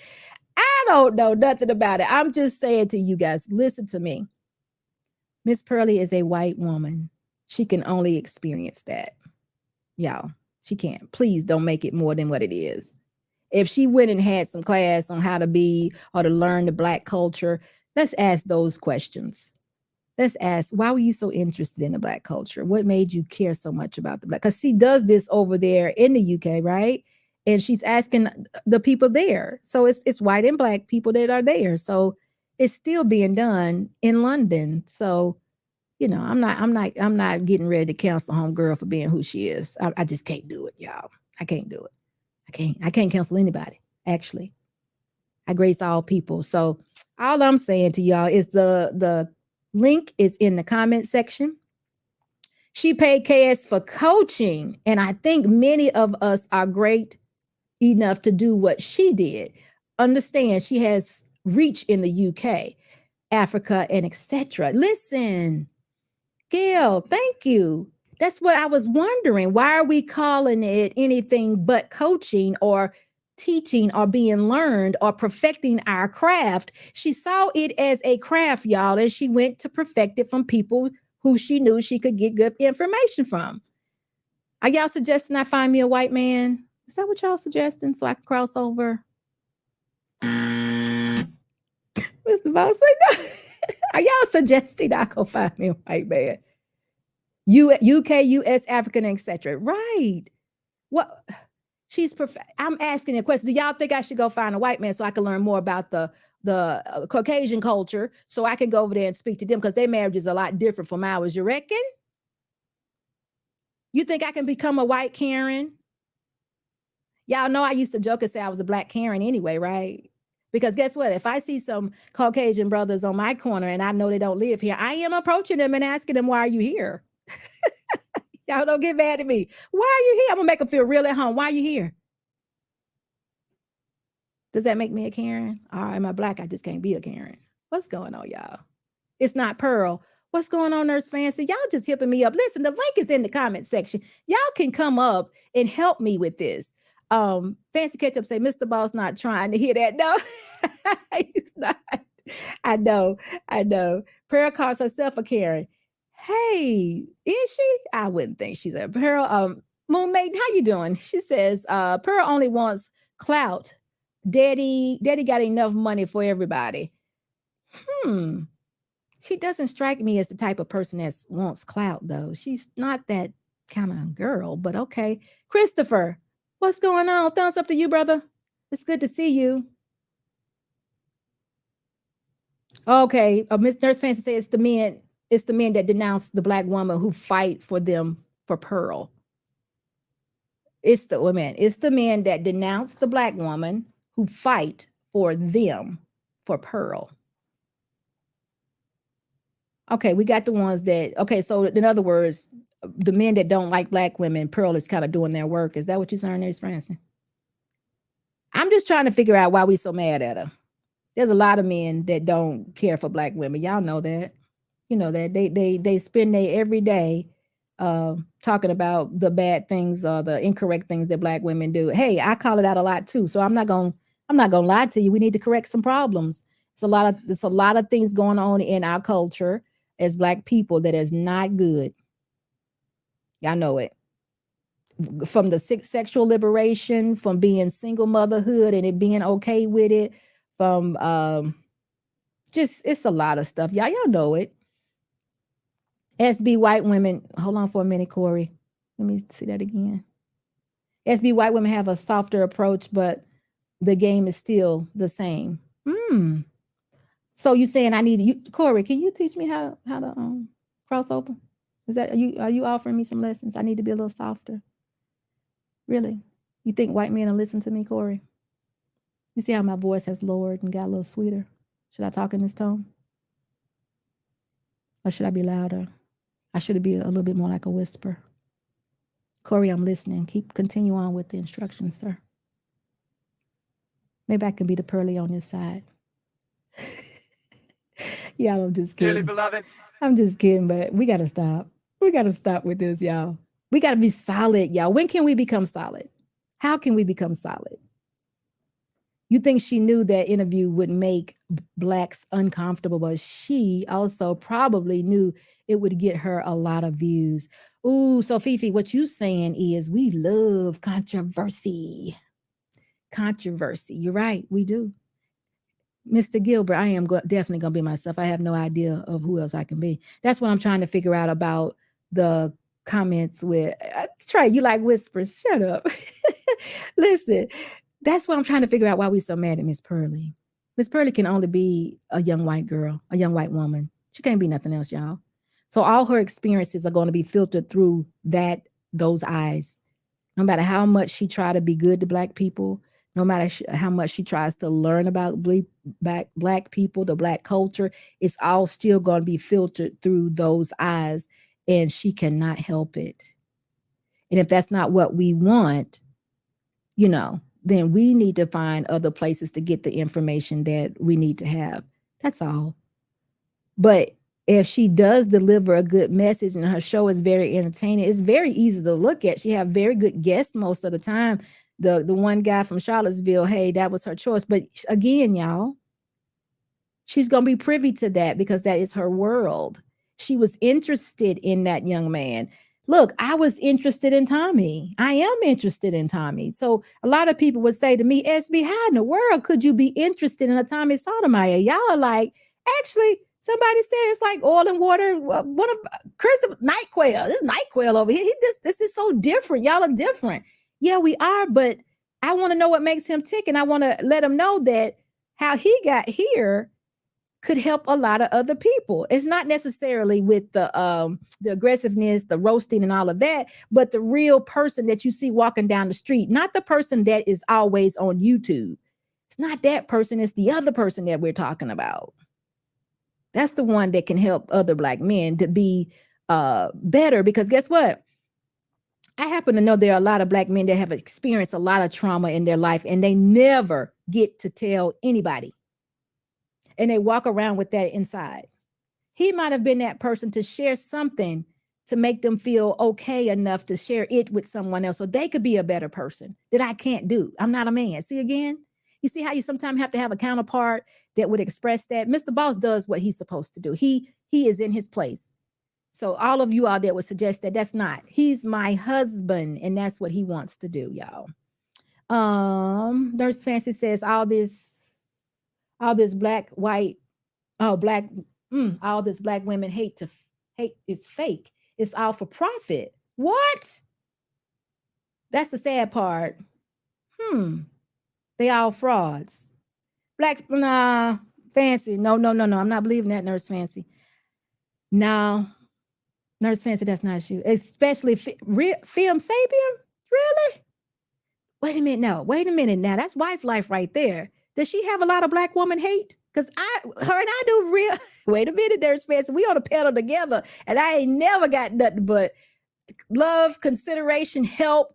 I have never got anything from Real Film but that. That's nothing else. And I'm a black woman. She has never been nothing but helping of me. You know what? All the time. What you got? What you need? Let me do this, do that. I don't know about that one, Nurse Fancy. I don't know about that one. I have never heard anything but kindness from that woman to me, directly towards me. I'm talking about behind this camera, not on these platforms. That woman is so helpful. I can't accept them. Yet, no, I can't accept this one because I know her in a different light. But she's still a white woman. Actually, what is she? I'm not sure what she calls herself. She's not Hispanic, is she? We'll see. Well, Nurse Fancy, I've experienced her. I experienced her outside of what we're doing right now. And she has been nothing but helpful to me. And I'm going to give you one better. There has been not one black woman that's been in these spaces that has been here before that has been helpful. And if I'm forgetting somebody, y'all, please help me. Don't let me forget them. And if I forgot y'all and y'all help me, I am so sorry. But I don't recall right now at the top of my head any Black woman that's in YouTube now or has been in YouTube for a while that has been willing to come over and help me with anything. Actually, the only Black woman that I've do collaborations with this far that has been, no, and she hadn't been here longer than me. That would be Chad Sharday. That's been about it, y'all. I'm talking about, but I'm not even including Chaz because Chaz is new to the space too. I'm talking about Black women that may have been around here a while. That's been around here a while, or that has over 100,000 subscribers. I don't know how many that Real Film has, but I mean, I'm talking about that knows this game of YouTube, know how to get your voice out there, know how to get your videos seen, all of that. I'm talking about that. I'm talking about what we need to promote our businesses. Real Film has done that for me. And I haven't been, and I have not seen any woman, any Black woman. And if y'all forgive me if I'm forgetting somebody, if y'all see me with somebody or know of somebody and I'm just overlooking them right now, y'all stop me. But I do know that she has done that. She has done that. And I have not had any Black woman that is a content creator that's been in this space a while come and offer me anything. Matter of fact, if I want to say it real loud and clear, all of the women that are in this space that we say advocate for men, it seems like we all got a different agenda. Every last one of us. And I'm just sitting here trying to figure this thing out. I'm like, how in the heck are we all advocating for Black men, but we all got a different agenda? Something ain't right. I even tried to, oh God, I was this close to begging one young lady, please don't do this, because guess what? We're all in the same space. You gotta take this behind the scenes. Don't do this. Don't do this. But guess what? She did it anyway. She did it anyway. And I'm like, wait a minute. We all supposed to have the same agenda. All these ladies that are in this space that say that we advocate for men should have the same agenda. One being advocating for men. Of course, not all of them care about women. I have learned that. I happen to be one that care about the woman. There are a couple of others I know that are trying to grow women up too. And I say grow women up, I just mean tell them the right advice. I do know a couple of them that do that. But again, I'm telling you, in this space, I hear their names often, but ain't nobody trying to say we on one accord, let's get this thing together. And I don't know if I would be open to that or not. I'm just saying to you, Real Film has come to me and say, hey, I like what you say. You know, I like what you do. What you need? Do you need any help? Can I show you how to do this stuff over here? Can I show you YouTube? Can I show you Instagram? What about TikTok? You got somebody to do your thumbnails? You need help with this? This is what she did. That's what she did. Nurse Francis, she did it. I can't take it away from her. So I got to give her props. I have not seen anybody in our space to do that. And listen, I don't know if it's a Black thing or not, but I wish it wasn't. I wish if we indeed, you know, because when, like I said earlier on, I came in when we plugged into this thing a year and a half ago, we plugged into the Black manosphere, not even knowing we plugged into the Black manosphere. And there were people in here already in place. And in fact, and if we really, really have a agenda that says that we are about the Black manosphere or whatever, advocating for men or whatever, or something like that, then shouldn't we be on the same accord? I mean, I get that the men don't want us there. I understand. And I asked questions. I went to Mr. Lee. Y'all know I'm talking about Sage Talk. Mr. Lee said, this ain't a place for a Black woman right now. This is the manosphere, manosphere. I got you. So what should we be doing? It ain't for y'all right now. Stay over there. And when we ready for you all, we'll let y'all come on in. I understood that. So in the meantime, in between time, I am going to be making sure that our ladies are ready for when these men call us up and say it's time. But that ain't what's happening, y'all. I don't know what's happening. All I'm saying to you is this. Real Film has been one of the only YouTube content creators that has 100+ woman that has reached out to me and said, let me assist. Is it something I can help you with? I like what you say. I tune in. I like it. So I'm out to lunch on her. But again, I'm out to lunch as in to what you're saying. I'm saying she has been there for me. Corey says that women deny the fact they compete. Corey, they got to be doing some kind of competition because I'm telling you, we're all supposed to be together doing and pushing for the same thing. But I don't know. And it may be just me. Maybe I'm coming from a different place. I can accept that too.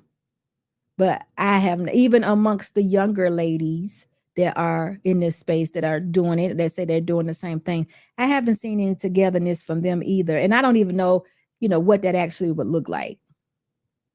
So there is a lot of competition. It is. But guess what though? With all that competition, we should be seeing some gosh darn results by now. And I don't know if I'm seeing, but guess what I got over here though? I got wife ed, and my girls are showing up. My ladies are showing up, and they're gonna be wives. They planned on it. And I'm walking out with them. Something else I got too. In the last year and a half, I know of at least 7 couples that have either gotten engaged and married.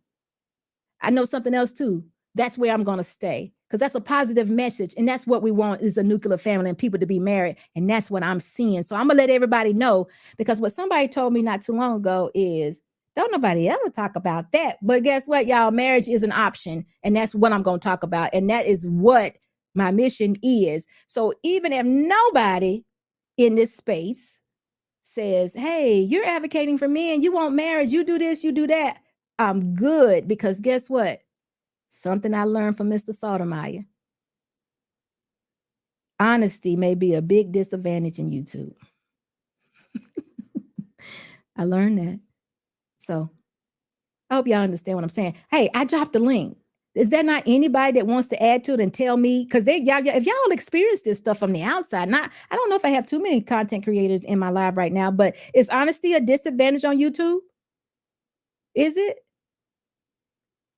Is it? Y'all, I want to hear from you all, because I'm saying, y'all just told me, as a matter of fact, that Miss Pearlie is winning, and y'all saying she's not being honest. I'm telling you, she's being honest as she can be. She's a Caucasian woman, and that is her experience. She can't be nothing more. I'm sorry. So we might need to lower our expectations, and if we want more, we might need to go over there and talk to somebody that knows a little bit more about who we are and what we are. And how we work to get the actual experience. Because for me, if I ask, I don't even know the little Fuentes. If I ask Fuentes to come here, he gonna tell me no. So y'all ain't got to worry about it. Y'all ain't even got to worry about it. So anyway, we're gonna bring a couple of people up. We're gonna jump right into this. CBN, come on up here. How you doing? What's that? Hey, baby boy. How you doing? I'm doing good. How are you? It's my third grandchild house. Okay. So I got all my grandkids here. Now, I know I can't stay too long because they will take my attention one way or the other. Okay, so go ahead and answer the question. Is honesty a disadvantage on YouTube? It has been for a while, and I'm noticing that all across the panel, multiple channels, because I think you notice this as well. Whenever we hit a particular topic, I want to be honest with ourselves without using talking points. For some apparent reason, people can take the truth onto a personal opinion, personal experience in life, of what they went through and what they came across at. Because I've watched you for a while. We have been on point. We have been honest. I've seen you on multiple panels whereby we had to deal with some, how would black men call it, booger wolf? Booger wolf. Yeah.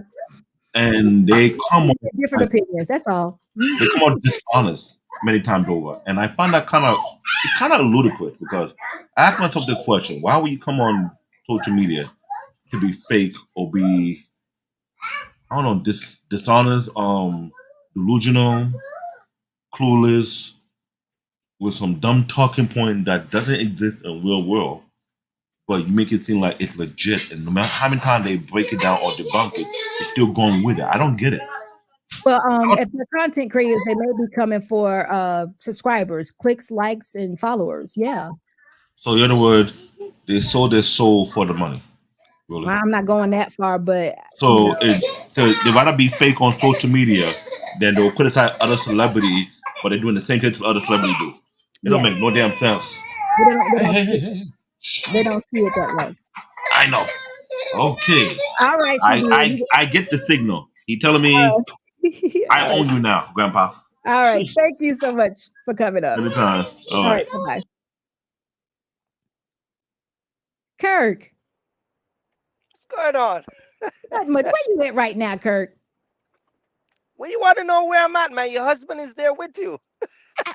Lord have mercy. I was asking state. I want to know what state you. I think it's impressive that you guys drive all over the United States nightly, daily, weekly. So I just want to know where you are. Oh, yeah. You start to sound like my wife, you know? Oh, Jesus.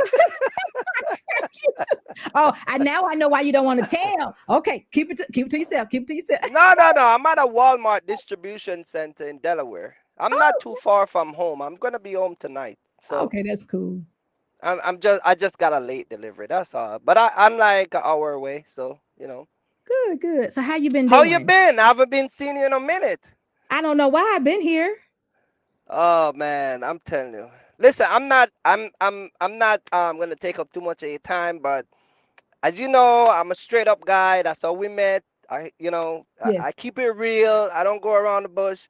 But to answer your question first about honesty and kind of touch a little bit on the pearly white issue, um, as the culture that we service on YouTube, which is our black culture, um, what I find myself also having a YouTube channel, it's not as big as you because I'm gonna tell you why it's not as big as you.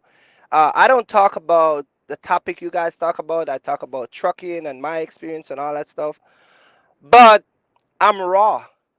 I'm unedited. I'm a Jamaican. So a lot of the catering that goes on in this country, I don't do that stuff. I don't tell you what you want to hear. You know, I had a guy the other day. He, like, for instance, a truck driver, don't make no money. Can't. He's like the guy's like working at a regular job. And when I start to talk to him, one of his baby mama, he talks about the system, oh, the system and the white men and this and so forth. I'm just giving you an example. Mm-hmm. And my philosophy is history is best qualified when it's documented. Okay. Get what I'm saying? Yeah. As a society, as a people, that's how we govern ourselves. We govern by history. Your husband govern you by history. You govern him by his history and so forth, right? Right. I said to him, why you can't have any money? Let me give you one of the issue why I can't have any money. He has a bad habit of choosing women that have a bad history. So one of his baby mama already got 2 kids before she meet him, and then her third kid with him. Now she have 3 kids, and all 3 men she put on child support. You get what I'm saying? So And I'm like, are dude, you you saying you know, okay? You called him out in this then? Is I that what call him out and he Mhm. get mad and say, I don't understand and this. And I'm like, no, you made bad choices. So when you come on YouTube, what you have to understand is see, I heard you said something just now that you they what was the word that you used? I forgot Authentic? the word. Huh? Authentic? Not authentic.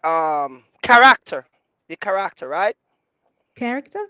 Yes. Character, right? Yes. Yes. So Yes. what happened is what you have to understand is your arrow, your husband arrow. You say you in your 50s. Yeah. Your arrow is judged by your character growing up. You get what I'm saying? No Mm-hmm. boyfriend, no this. He couldn't run around in the street. All of that stuff. What you have to understand is you have a cater to society that unfortunately a part of your life span have transitioned over into. So now you transition over to a lazy set of people, a lying set of people, a set of people that is incompetent, weak, uh people that are more, instead of that owning up their accountability to their home and their self, you find that everybody cater to each other. You get what I'm saying? Yeah, I When do. your mom and dad will call you out in something and call your brothers and sister out, Now people tell people what they want to hear. And you should know this is not a surprise, because in the book of Timothy, it tells you that in the last days, men are going to want to what? They want to hear what they want to hear what they want to hear. Right. You get what I'm saying?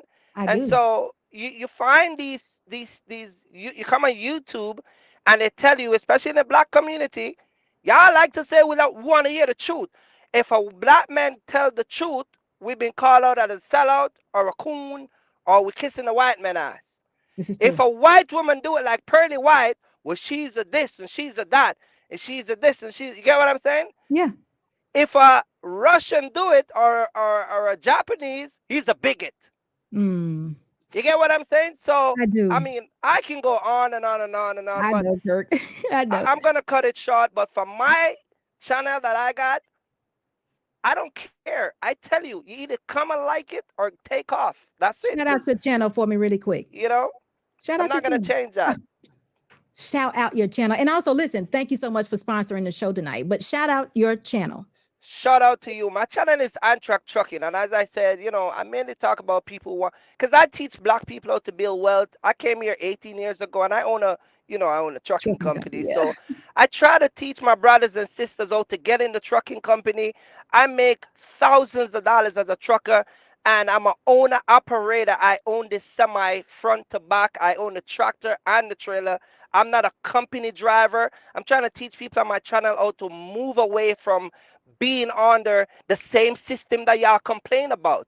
But there's a commitment process that y'all got to submit yourself to, so that way you can be successful and make, I mean, y'all sit down and say good money is in trucking, but good money is in trucking when you own the unit, not when you are a driver of a company. That's the difference. All But right, Kirk. I'm gonna go. All right. Thank You you know so me. much. I'm gonna Listen, go. don't be Shout gone out. so long the next time. We want to see you again soon. I'm chasing the money, man. I gotta All go right. where the money at. Thank you, Kirk. So listen, sound like another Queen Zaddy groupie. Who is Queen Zaddy? Y'all got to stop with this. Just give me some plain old English, would you please? Mr. Corey, what's going on with you? How you doing, SB? I'm doing good. How are you? Oh, I'm living the dream. Okay, good. So what do you think about this? Is honesty a disadvantage on YouTube? Honesty is a disadvantage if you're talking to somebody who can't tell the truth. They're not going to even recognize it, are they?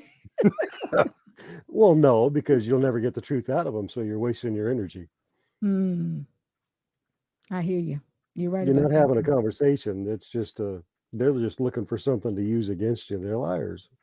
But this thing about Pearlie, I have to, I seen in the chat where she was confiding in Kevin Samuels, and they were going back and forth, and he was teaching her how to run the game. It's Hmm. just money. It's just money. I mean, she's average looking. I've listened to her talk. She doesn't have any flair, any natural draw. Somebody else is writing the script. Mm-hmm.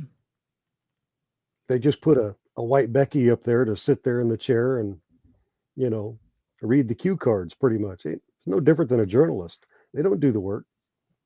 Right. And so we're angry now because she experienced something that well, Caucasians would know a white woman would experience. She is a white woman. She never will have our black experience. She does not know everything to say. She doesn't have that. What's the word I'm looking for? It's not consideration, but it is consideration. She doesn't have that for the black experience. She won't. She can't. So Well, if you didn't grow up black, how could you know? exactly. That's my I mean, point. if you didn't grow up, being treated different than everybody else, You won't. how could you possibly know the difference? You won't. That's what I don't understand. So that's what I'm trying to get. And again, now I don't know everything, a whole thing about this, but I am trying to figure out, how are we saying that she's doing this to manipulate us, or is this something that she wanted to do? How does this affect us as a people? How does this affect us? Because we have our choice in who we can listen to. I don't know, I'm not sure how she took off the way that she did. I'm not sure, but I want to know how we are being affected negatively about Miss Pearl? Well, I would like to know that. the effect is you're sending her money. That's all by choice, though. I think Would that would would be she all be doing choice. it? Would she be doing it if there was no money? That's all by choice. So I can't imagine that someone would choose to support something and get mad because, well, maybe they would get mad because they supported it because they thought it was one thing and it turned out to be another. So, Mm. again, being honest though, would it maybe not have gotten her, all the money? But what would she have said? What's honest about this? What was the honesty in it? What did she need to say that she didn't say coming in? Well, I tried to listen to her shows before, but white women are smoother. They're more. Yeah, I'm a white guy. Okay, Yeah, my you mom know, is I white, my agree. I'm just grandma's white, my laughing. daughter's white, my ex-wife is white. But I mean, I don't have a completely white family, but they're smoother at the stuff they do. They're quieter. What most people would consider sneakier. Mm, wow. I mean, there is a certain part where um, you can push charm into a conversation, and it borderlines on flirting. Okay, I got you. It's I a, got it's you. it's like a seduction. Exactly. Yeah, I see It's a exactly what charming you're saying. seduction. Yeah, Yeah. I see exactly what you're saying. There's nothing intimidating about it. It's more, I got you. But there it You're is. talking. There it Well, is. how can I put it any different? You're talking to a snake with a smile. Corey, you are so wrong for that. Listen, it's good to see you. I I'm glad that know. I you're know. back. I'm glad that you're back. Well, So listen, SB, I'm 52, so my social filter kind of broke on what people think of me now. So. hey, I think I'm there with you. All right, I'm gonna All drop right. off here. Let you keep this going. Thank you so much for being here. So thank you so much for that. Listen, it's a super chat I need to read by Mr. DJ. I think it was DJ. If I'm saying it wrong, forgive me. I'm gonna get it right in a minute. Mr. Boss is gonna pull it up. I think I missed one. D Mac is the name. And Christopher also? Which one? D Mac? Christopher, you were first. What's up, Christopher? Thank you so much for your $5 super chat.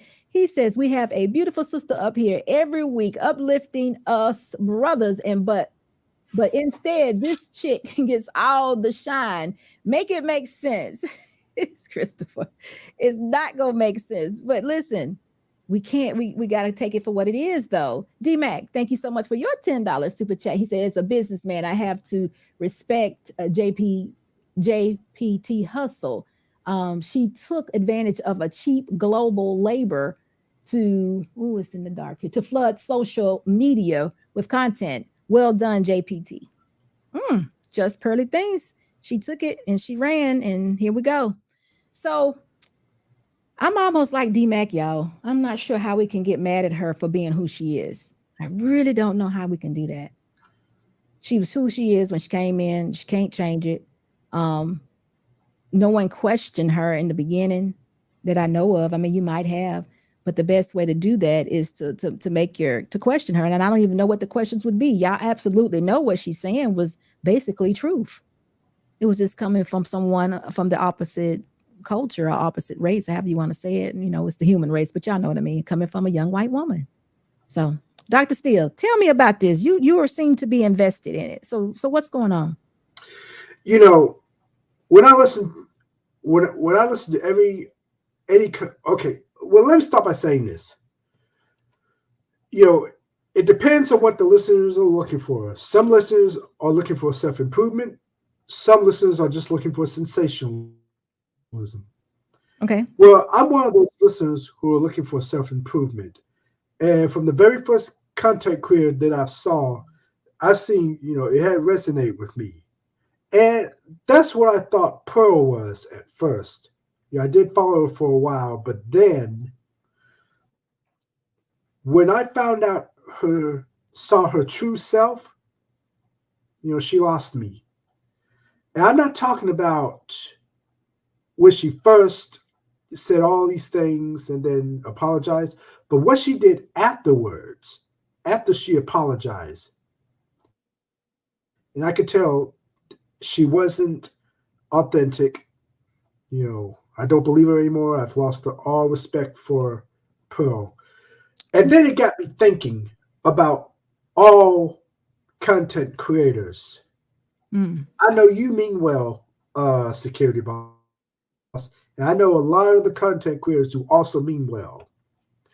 But there are some content creators, like you say, who just there for likes or for money or for clout or for popularity or what have you. So, you have to listen very carefully. That's why I say you have to listen, with critical thinking, see if it makes sense.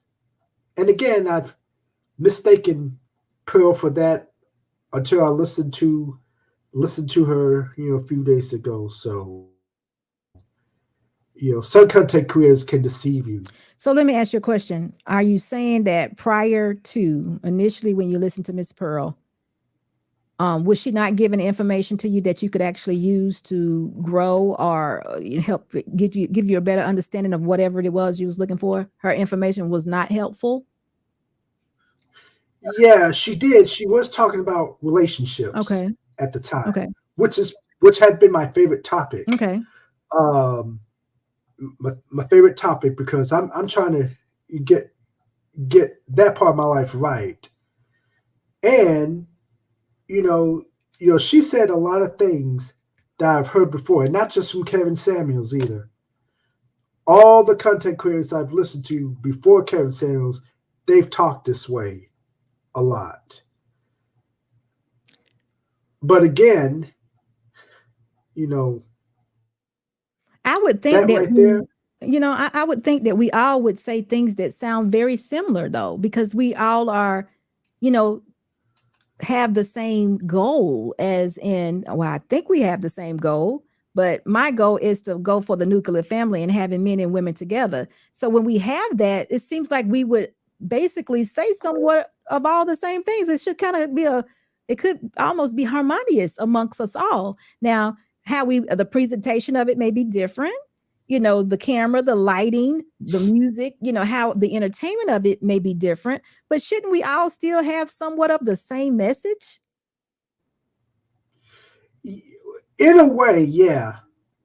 Yeah, when you have a group of content creators who are who have a cause, or at least say they have a cause, yeah, they should have similar messages. Mm-hmm.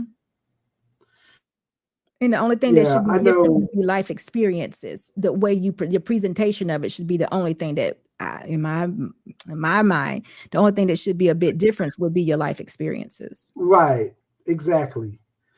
Exactly. That's what I admire about you, and Danica and Six and Chantel and Courtney. They all had their life experiences. Chris Secure has their life experiences too. Y'all were transparent, and transparency can be a very effective teaching tool. Okay. But some people do not look for transparency. They look to be entertained. They look to be uh, sensationalized and all that. That's why there are some people who would watch World Star Hip Hop for entertainment, or people will watch Fight Club because people know that in Fight Club, there's always going to be a lot of back and forth, a lot of over talking and stuff. That's entertaining to some people. Well, listen, Dr. Steele, this is what I want you to do. You're a very good listener and you pay attention. You very much do. I'm not sure what information that you are trying to gain out of these spaces. I would think it's for you to find a mate and to be the best man that you can be. So in other words, you're aligning yourself to be a husband. You have that posture. Right. So if someone is speaking to you, any one of those women you just mentioned, and you hear us speaking, or any of those men frames that you're listening to, and we're not speaking to that, or we're not speaking to alignment of that, or saying, we are preparing women, or we're trying to tell women this is what's good or what's bad. If you're not hearing that from any one of those people, me included, you need to tune that off and go somewhere else, because we're not giving you what you need in order to be successful at what you want.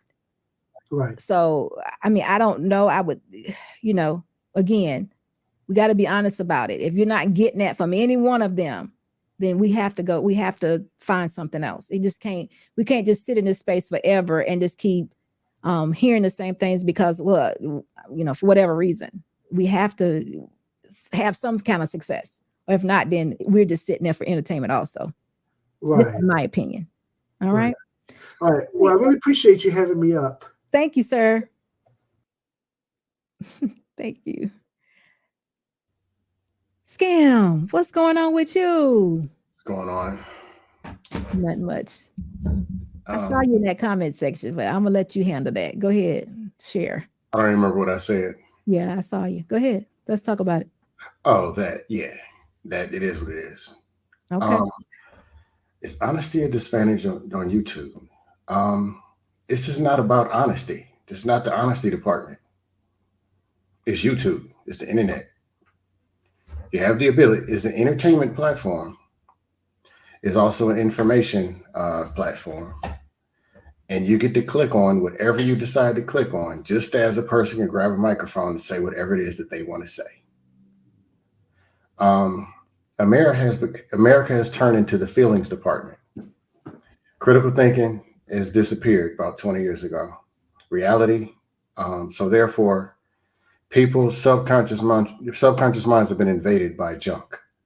And it's like a dopamine thing where they want to keep feeding and keep feeding and keep feeding the junk. To the point where you can push talking points that don't even exist, that don't even make sense, and keep pushing and keep pushing.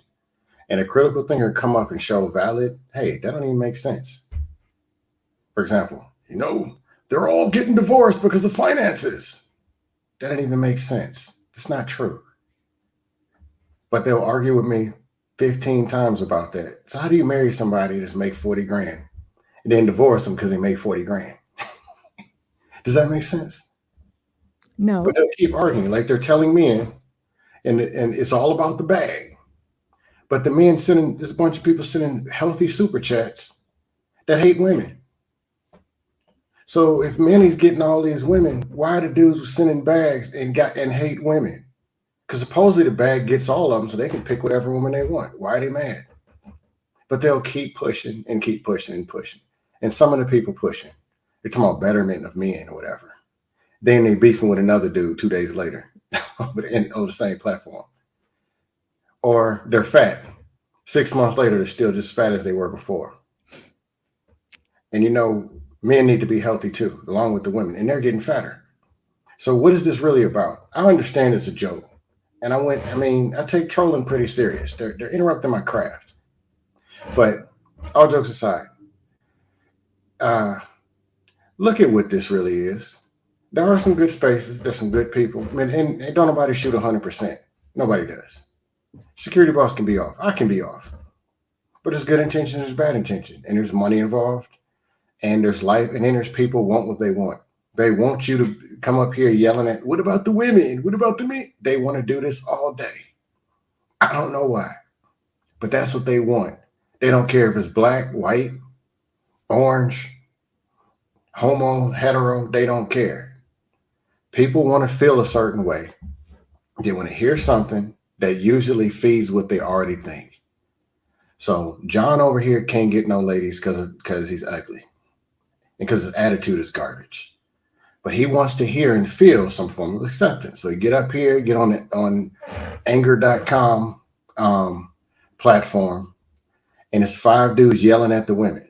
And he falls in line with that. Okay, this is what I'm going to do. Feeds his fake ego. Instead of saying, let me find out what the real problem is, and going somewhere we can tell, hey, man, your attitude, your way you communicate needs work. You're negative, your attitude stinks. And your wardrobe, you look like a ragtagabond. And then actually taking 6 months to improve it. And shout out to the people that I do see in these spaces that are doing things and actually improving themselves. It's very few, but shout out to y'all. And shout out to the people who don't like what I'm saying in the chat. Because I know why. And we're going to do this week after week. And you're not going to like it. But I'll see y'all on the dust panels. Like in my home. Marcus, how are you, sir? How you doing, miss? How you doing? I'm doing well. What do you think? Honesty, a disadvantage on YouTube? It's honestly a disadvantage. Yes and no. There's nothing wrong with being honest, but at the same time, it is because it can be used against you, depending on who the individual is, or they'll wait for the right time to to poke at you. So it's a double-edged sword. Okay. Okay, that's good because I'm an honest person. I try to remain that way. I haven't had any issues. Oh my goodness, I haven't had any issues with somebody trying to use it against me, but um, I'm finding I'm finding that people who are farther away from the truth, they actually get more of the following. The money is not what I'm looking for, but they have more numbers. They get more people interested. It's just people like that more when you don't tell the truth. That's how it looks. Yeah, yeah, I So agree. I agree. you agree? It's good meeting you. How you doing? Yeah, I'm good. Just enjoying the show. You know what I'm Good, saying? thank you. And another thing about this whole Pearly situation. Okay, This is my thing. When she came in the game, like, but people like her, and I hate to say it like this, but like with her, it's like, all right, even though she was saying some good stuff, but in the back of my mind, I was like, okay, she's saying some things, but in the back of my mind, I'm like, we gotta watch out for her. We've seen this played out before. Maybe she's not gonna go that well, but let's keep an eye on her. And now when she did what she did, it was like, come on. It was like, come on, Pearl. You knew this dude was a racist. You could have had uh someone black that would have countered whatever nonsense that he was gonna say about black people or whatever it is that, you know what I'm saying? Like, you should have known better. You know what I'm saying? Now with other people gave their commentary, there's this whole division who's who, and then it's like, come on, man, it's not that deep. Like, it's deep, but it's not that deep. Like, we're getting, listen, I'm just like we're getting. wondering. Go ahead. No, I'm sorry. Go ahead. No. I'm sorry. Go ahead. It's your show. I'm sorry. I'm just wondering why we had a different expectation for her, though. She's a Caucasian woman. If she was actually interested in Nick, if she saw the opportunity, she definitely was going to ask him to come on his show. I mean, No, yeah, I agree. I agree, but I agree. But I think with us, we expect you. All right, like for instance, let's say I'm white, right? Let's say I'm a white guy. You're my friend, right? right. If you see me, if you see me interviewing somebody, right, that's racist or something like that, right?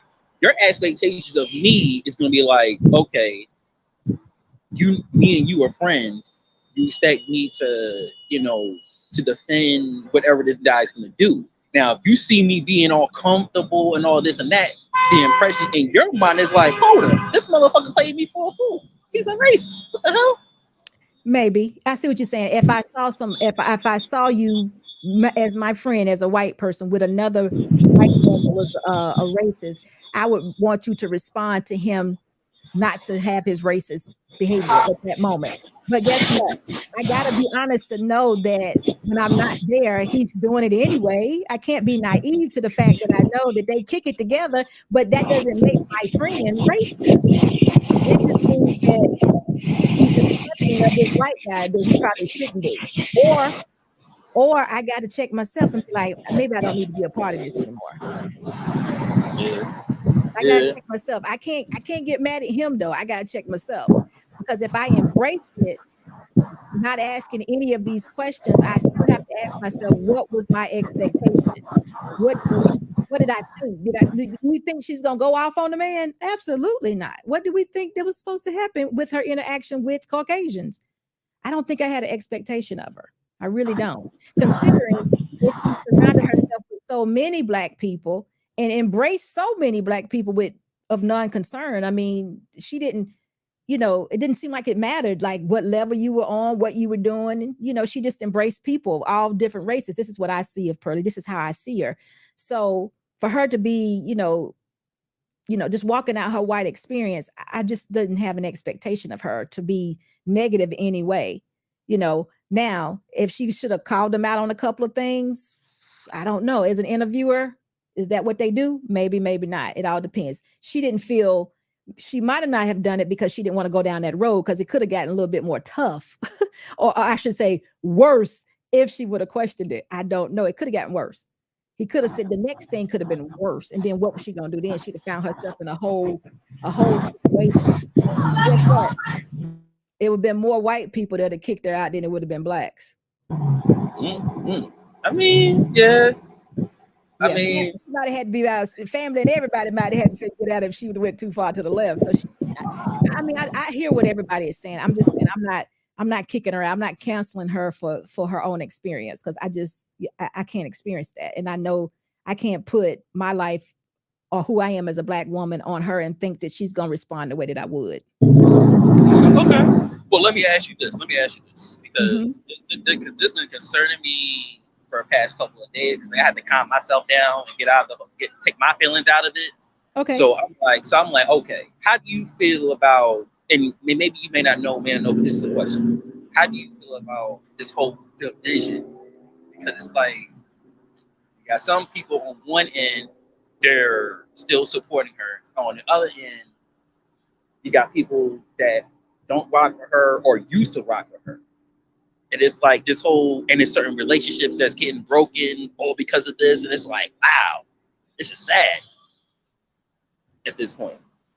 This is very sad. It's for me too. I don't have any feelings in it. I never had any feelings in it, because again, I'm an older woman that's been married for so long. If somebody wants to know about relationships and being married, they have an option to talk to me, or come sit on my panel or whatever in my comment section and listen to what I have to say. So if someone made a choice not to do that, they did it consciously. Now, if they made her more than what she was, they have to ask themselves, why did I do that? But I have to believe that a lot of it was because she moved so swiftly in the come up that they kind of wanted to be a part of it. So they went along with it. But we're in that business, though. We're in the business to do that. And they have to ask themselves, did I make a mistake, or what's really up? They have to come to those conclusions and ask themselves. I don't, because I've only invested in me. You get what I'm saying? I'm trying to bring me up with my example of my life and my, the things I go through and the things I've learned, my wisdom. I'm not basing it on somebody else, so I don't have that. That's not my fight. But if somebody did do that and they made it for those, they may not feel like their objective was good. Now they're like questioning themselves. They got to wonder about that. They have to ask themselves, did I do the right thing? Was I, was this all for numbers, or did I really like this woman?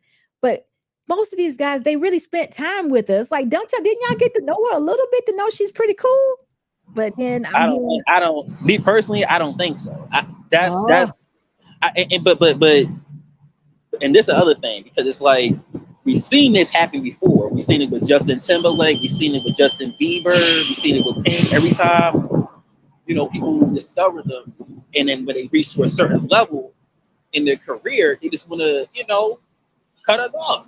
And it's like, okay, we done with you Negroes. It's like, you know what I'm saying? So it's not a, so it's like, don't you think there's enough of us that are successful that we can just put, just invest in us? If we know this goes on, why we can't just say, you know what, whoever is good enough, let's just encourage them. If we want to keep it here, let's keep it here, and uplift our own people. If we want to feel that way, why can't we just stay right here and then do that?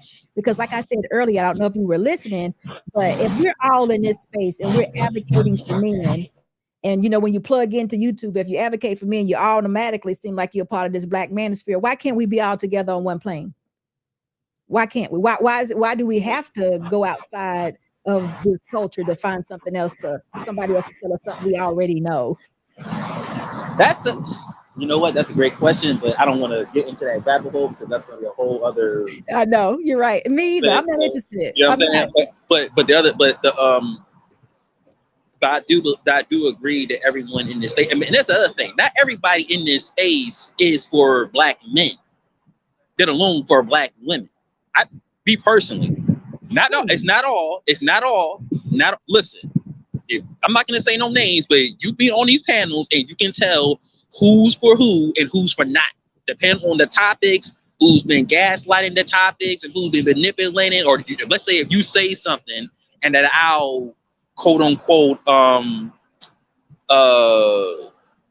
paraphrase, but what I'm really am, I'm manipulating what you were saying, so we can tell who's for who and who's for not. You feel what I'm saying? So Okay. not everybody. So yes, there's people like you that are for men and that are for marriage, and for our people to be be our better be our better selves and all that. But not everybody in this space is for that. Right. Well, we have to figure it out then. We have to figure it out because, again, like Scam just said a moment ago, sometimes we're just here for entertainment, and it's just it's just been watered down that nothing is really real anymore. So they go for more entertainment instead of actually the real message. So that's what we do. I agree. Yeah. All right. Thank you, Marcus. You got to come back more often. Oh, but can I say one more thing? I'm sorry. Just Sure, one more. sure. I'm sorry. It's nothing. I do agree with the entertainment part. There's nothing wrong with being entertained, but it has to be a balance of what you're getting from this. Mm-hmm. You got to be careful with that, though. You have to protect yourself. That's the part I was saying. If that's the part about it, it's like, okay, so there's always an idea that this person doesn't have your same experiences. I mean, Miss Pearly, she doesn't have the same experience. So be careful how much you invest if you're worried about that. If not, go all out, investor, and if she's making sense, follow. What's wrong with that? I agree. It doesn't change what she said. Mm-hmm. It doesn't change it at all. So we gotta do better, and we will, I'm sure. But thank you, Mark. You're welcome. I'm in Philly, so sorry about the whole lighting and all that. So that's my hometown anyway. But All anyway, but it's great to meet you, and I'll keep supporting you and keep doing your thing. Thanks. Bye-bye. All right. Okay, so listen, I cannot see a thing at this point in time. Let's see what we have here. Ekon. Oh, I cannot see you right now. How are you doing? Tell us who you are, sir. I cannot see your name at this point. You need what happened to your glasses? Guess what? They're right here. It's the context that's turning on me right now. I know. That's why I don't like that stuff. It messes people up. Oh my God. It's a big blur. I prefer glass instead. Because sometimes glass makes you look better than the contest, Yeah, I like my glasses, but then you got so much glare. I got so many lights around me. You don't know. You have to be here. I got lights. I would tell what I can say is this: get a shade like this, and then take it to your eye doctor. They will actually make your glasses to look just that, so you don't get all those glare. Yeah. So what is your name? Ikani? Ekene. Ikene. Okay. Yeah, we've been together. I don't know if you and I have been together on Lapiv before, but usually on Trigger Mike Show. I'm usually on Trigger Mike Show. Okay. But, I may come up and say, I may put a comment in the comment section, hello, and things of that nature. Yeah. But how are you doing? And welcome to the show. Good. I just came in. The reason why I came up right now is because what you're discussing right now is exactly what we're discussing on Trigger My Show this afternoon. Okay. And then I was just browsing through YouTube, and then I said, "Oh, let me just come up and so we can talk." The thing is this, right? Like I don't want to talk about Just Pearly Show anymore because I think we're giving oxygen. But I'm going to comment. You see, so we got to stop giving her that oxygen. The more we talk about her, the more popular she becomes. But to answer something about that, because the previous guy said that he said something about Eminem, Just Pearly, and Justin Bieber, Justin Timberlake, and a few other people. Yeah, how they blew up. This is one thing that I've come to understand about white celebrities, that when they are into hip hop, right, they will first go to the black community and they will sell their record on the black community first. Okay. They will sign on to the black artist because they believe that once the black community buys them or subscribe to their message or subscribe to whatever they're selling, it's a matter of time the white people will come and buy more, and a whole lot. So they use us as black people as a stepping stone. You see what I'm saying? So once they get to that level of commitment, of fame, once they get to that apex, now they have a kind of a 50-50 black people listening to their stuff, and now about 50 white people and the rest of the world listening to their stuff. Then it gets to a time when they exceed more. Now more white people are buying. More white people are buying, but then the percentage is going down, but it's the same black people buying, right? But more white people and more other races are buying. So the percentage is going up. So what they do, they dump their black audience Audience. of fans, and they subscribe more to the white because now that's where the more, because that's their target. So what we don't know is that their target wasn't us at the first place. Their target is the white community. So let me ask you something. Is it Igne, right? Ekene. Ekene. Yeah. What? Okay, if we like something and Mhm. it's what we want to hear and we embrace it, and whether Mhm. it's a white person that produced it, an Asian person, Hispanic, or whomever, what is wrong with that? Okay. There is nothing wrong with it because it's business. Right. Yeah, but what is wrong with it is the end result.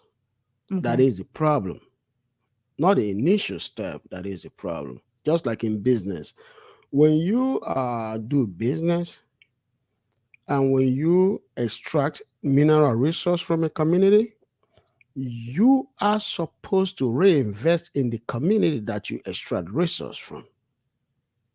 You see what I'm Okay. saying? I So do. that's a time of business that we black people are not enforcing. Even in Africa and here, we're not really enforcing it, Okay. because what happened is that they would take about 70% or 80% of whatever they made to their country or to their community. Mm-hmm. Whereas they're only putting 5 to 10% to our community. Right. Right. But the So, problem is, oh, go go ahead. ahead. Well, I was going to ask. No, go. You tell me the problem because I'm going to ask you the question. So In these spaces, is honesty a disadvantage on YouTube? But go ahead and tell me what you were going to say first, and then answer that question. So in the problem is they are not spending, like if you look at all the white artists, the white like Eminem, Timberlake, they are not spending a lot of their resource back into the community that made them. Because if you look at what Pauli said, she was saying that through her apology that actually that her main audience are not mostly black. But guess what? When she was actually building her program, it was black people that built her. Kevin Samuels, other black YouTubers helped her to build her channel. They subscribed. They were the first subscribers to her channel. They were the first people that actually moved her up. Then when she came close to that place that she wanted to be to gain the white audience, now she's saying that, oh, that her fans cut across. Yes, she's right. Her fans today cut across many ways. Mm. But that wasn't the initial. The initial was the black audience pushed her up. She talked about black women. She talked about kids in the hood and the community. But I gotta tell you, today she's transitioned it to all races, no longer black people anymore. You see what I'm saying? She I do. has transitioned. So as she transitioned now, she's kind of illogically forgetting that hey, I started somewhere. That's why people that attain success always try to invalidate where they started from. So let me ask a question. I am a dark-skinned black woman. I speak Mm-hmm, on marriage and a nuclear family all the time. I use mm-hmm, God as my principles. If I were mm-hmm. to do a crossover video to get the attention of Caucasians, Asians, Hispanics, or whomever, would y'all still support me? No, one thing about business is this: when you start business, you have to diversify. Thank you. Yeah, Thank you. you must diversify in order to increase your profit. You see what Okay. I'm saying? I So do. you gotta put it this way. When I first came, I'm a businessman. I do multiple businesses. Okay. When I first came to interact mostly with some um, uh, business people in the US, right? I found out that mostly in our black community, um, there is too much emotion Okay. I see. in business. So that is why I always tell people, don't call it black owned business. Don't call it black owned business. Put it on paper, black owned business, to get a grant or that money that you need from Yeah. SBA. But then don't promote it like that when you have to deal with the broader public. Because with the broader public, you want to call it business. Because our people, for some reason, don't know how to bring ethics to business, Ethics. meaning that we make business too informal. We make business informal. We're supposed to make business formal. You see what I'm saying? So when you make business informal, you lose that respect and the credibility. Credibility is not that you're making your business not to have credibility, but you're making it to look deduced somehow negatively in the face of other people, because you got to understand that black people, both African and African Americans, only make 13% of the population. I do know that. But you know what? This sounds like to me this is going to be another show. So listen, Ikine, I hope I said it right. Yes, you got you. Thank you so much for being here. I have another guest here that I'm going to speak to just for a moment, but I would love for you to come back. So, No or problem. maybe one day I may join you on Trigger Mike's show, because I've been promising and saying that I need to be there, and I will, because y'all come on during the day. I love it. Yeah. So I'm definitely going to join you. But And before I go, let me tell you this real quick. Please, we need black women that will have to prosecute the case in the black community over the women. No sister code. Because that's what Josh Parley did perfectly to earn all that audience. Somebody has to take her place, and it got to be a woman. She's not taking Kevin Samuel's place, so okay? You guys don't. She's understand. not Kevin Samuel's. Okay. I understand that. Thank you so much for that. I'm going to have You're to welcome. examine that, but thank you for that. You're welcome. You have a good day and come back, please. Thank you. No problem. Thank you. Bye-bye. Mr. Trey, Hello. Good evening.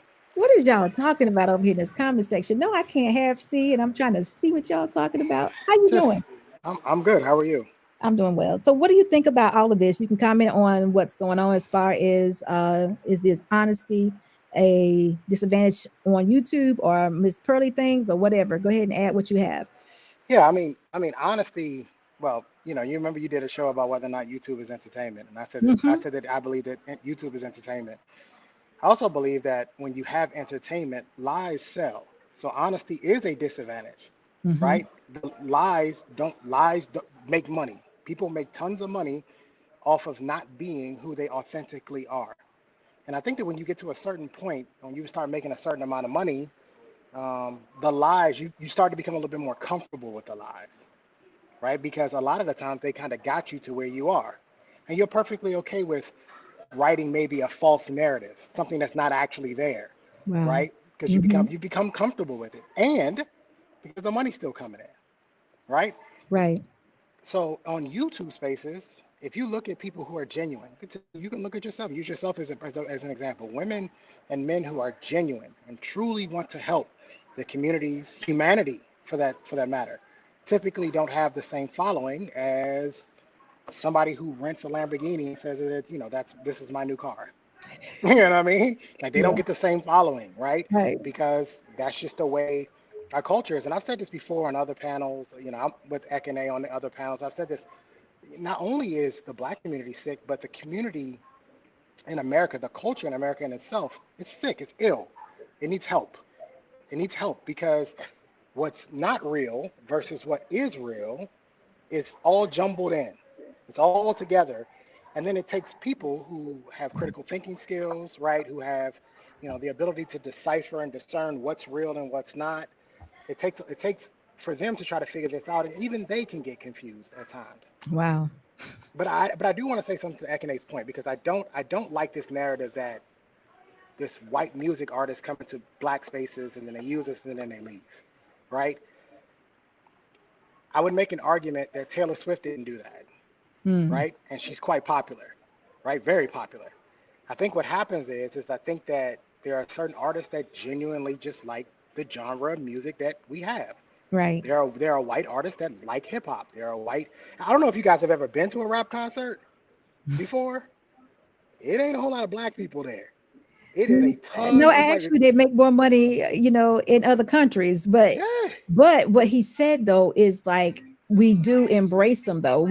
They do they have their start here, is what he's saying. And I'm thinking like, okay, but I hear what he's saying. But you go to Japan and you see how they be falling off, how they be rocking to it, and you wondering how they even understanding what these people are saying. But it's the beat of it. So I would think that country artists would say the same thing about black country artists.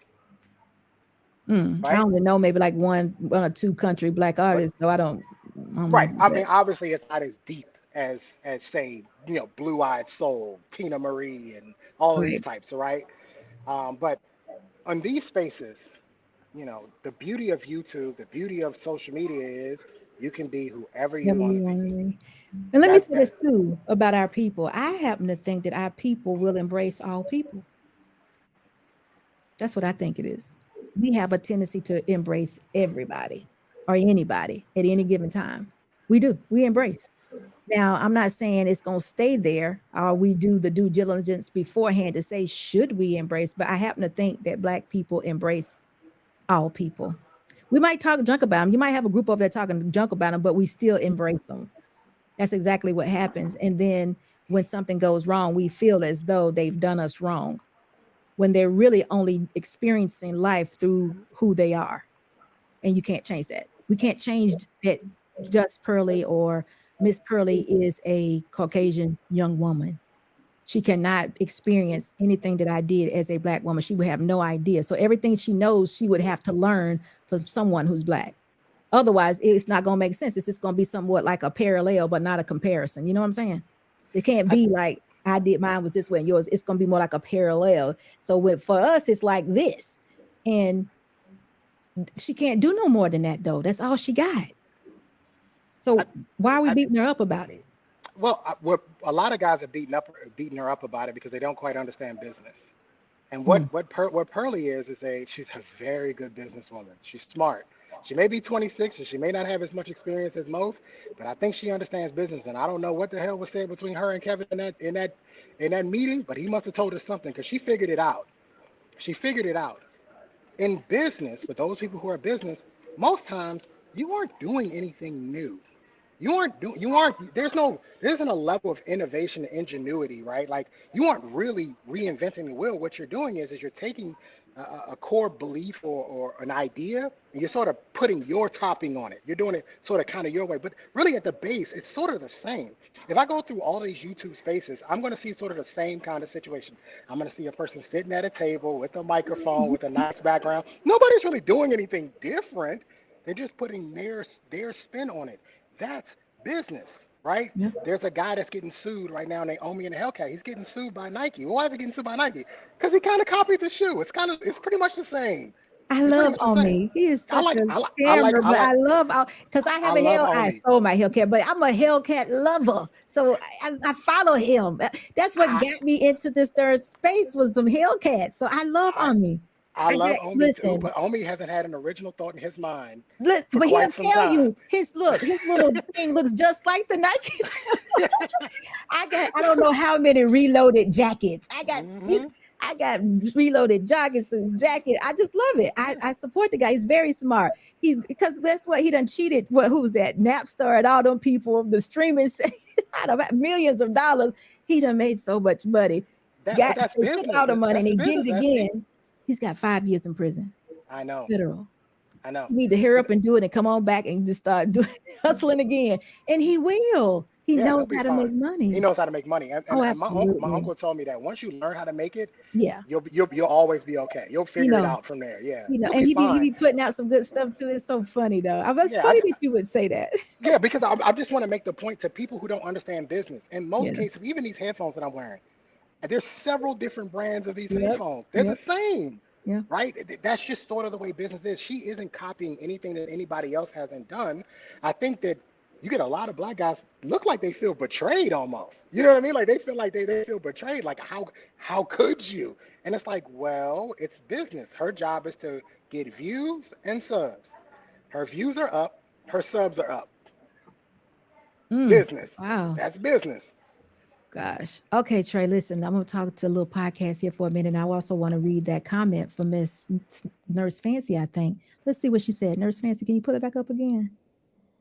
Nurse Fancy. Okay, I can't see it over here anymore. The lights. Okay, so it says I can't see that. You want me to read it? You want me to read it for you? Yeah, go ahead and read that for me. I can't. Yeah. My great grandmother was white. She put her son in a bullpen to be eaten because he was a black baby. He lived. That's how I eventually got here. Yeah, white people definitely have a way of doing things. Nurse Fancy. That's the experience. That's their experience. That may be not something that anyone would do. And I apologize for that. That's terrible that your dad had to live through that, I'm assuming, or your granddad, your dad. But what is the expectation for them? I don't understand that. Little podcast, what can you add to this, sir?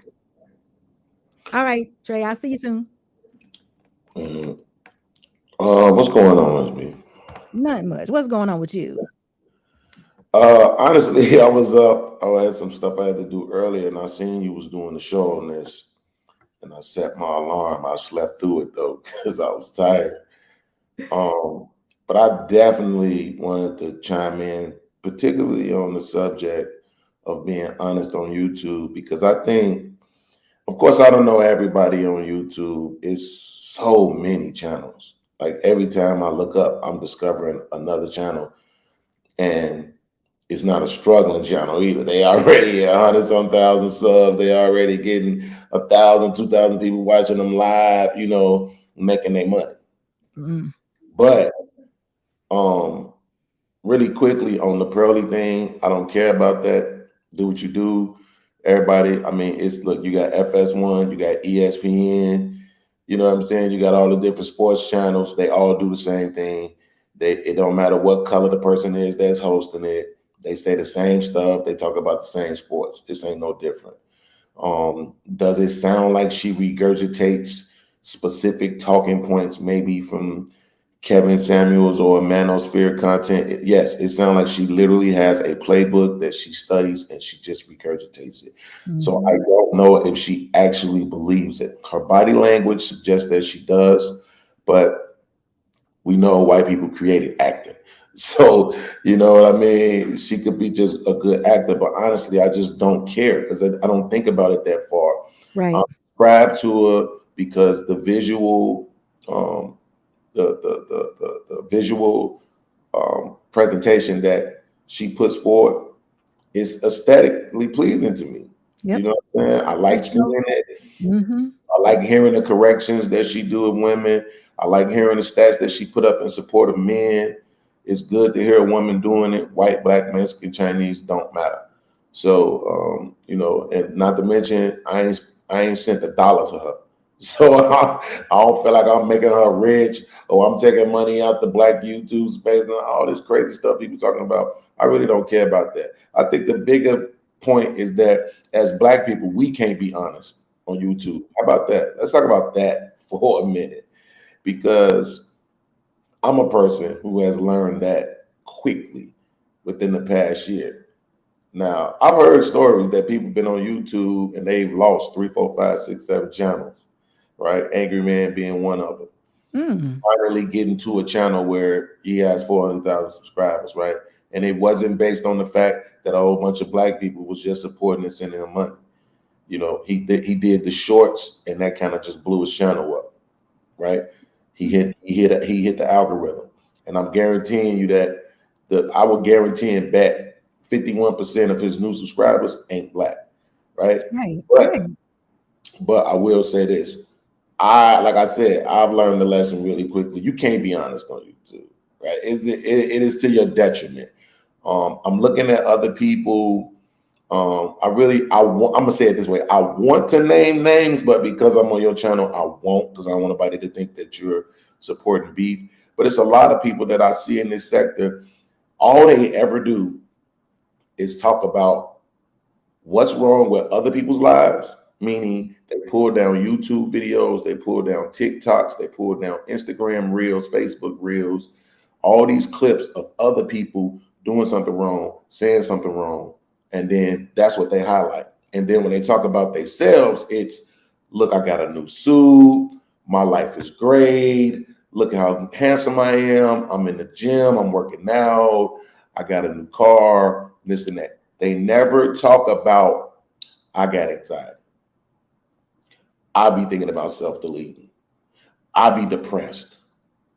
Me and my child don't get along.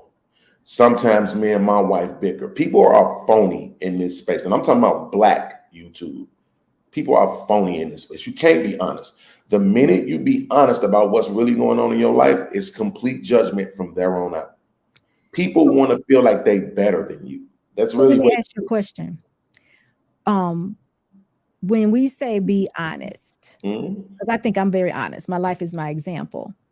That doesn't mean that you get to know my social security number, where I live, what size my house is, what kind of car I drive. You don't get to know everything about me. But what I do share with you or decide to share with you, it is the truth. Yeah. So, you know, when you say that a person is thinking about self-deletion, that is a terrible thing. I think that person should be honest with someone, but I don't think that this is the place for it, because it could be bad. It could be very detrimental to share something like that in these spaces. But I do think that that needs to be told. But the question is this: why would it be bad? Because it could be someone could hurt you, or hurt not you, but hurt whomever is being that transparency. See, we got honesty and you got transparency. That's two different things in some cases. Being honest is just not telling a lie. Being transparent is telling everything, and nobody ever you don't get to know everything about a person, because that is what's shared. That's the special thing. Well, in my case, that me and my husband share. You don't get to know how many times a week that he and I have sex. You're not supposed to be that transparent, but you are supposed, for as I go, I'm supposed to give examples of a married couple in the trials and tribulations that we go through, but you're not supposed to have my address, because you're not, I know there's somebody somewhere going to be looking at my house. It's real. You get what I'm saying? I do, but I to me, again, see, and this is what I'm saying, because I'm different, right? Which also is not good to be on YouTube. You can't be different. You got to be like everybody else. You got to jump into the echo chamber, right? You got to sound like everybody else, right? Like, listen. I don't agree with that one. I'm sorry. Okay, but this is what I'm saying. Like, see, so right now, if that's my experience, does that make it true or false? This makes it your experience. It was true for you. It's true. But remember, we're talking about honesty versus, well, with you, I'm talking about honesty versus transparency. Right, I understand. Yeah. So I understand the example that you're using, but again, here's my issue with that. Why are you talking about everybody else's transparency then? Okay, now see, I wasn't justifying that. Okay, see, that's what I'm saying. I was just addressing the part. I don't. It's not. You shouldn't. But see, that's where you get where people are trying to find fault in another. No, if you're not being the example yourself, you should not bring up other people's transgressions or TikTok pages and all of that. But it's a thing to recap videos. But even in the recap, you're supposed to recap what the person says. If that's not consistency, then that person may not be consistent. That you call them out on it. Hey, look, you last week you said X, Y, and Z, but this week you said X, Y, and Z. So guess what? The appropriate thing to do, call them out and be like, what you think now? You know what? At first I thought this. Now, as I've grown a little bit or met some other people who have shown me other things, now I think this way. That's real simple. But the thing is I hate to use this word, but we're so cunning. It doesn't come within helping each other. It comes within knocking down each other. It comes with judgment. It comes. I don't mind judgment, because I have to judge, because I have to know where I don't need to be. I'm not. It's condemning. Condemning is the problem. I don't want to condemn little podcasts, but I have to. And I'm using you for an example. I have to judge little podcasts because I need to know if I'm safe to be around you.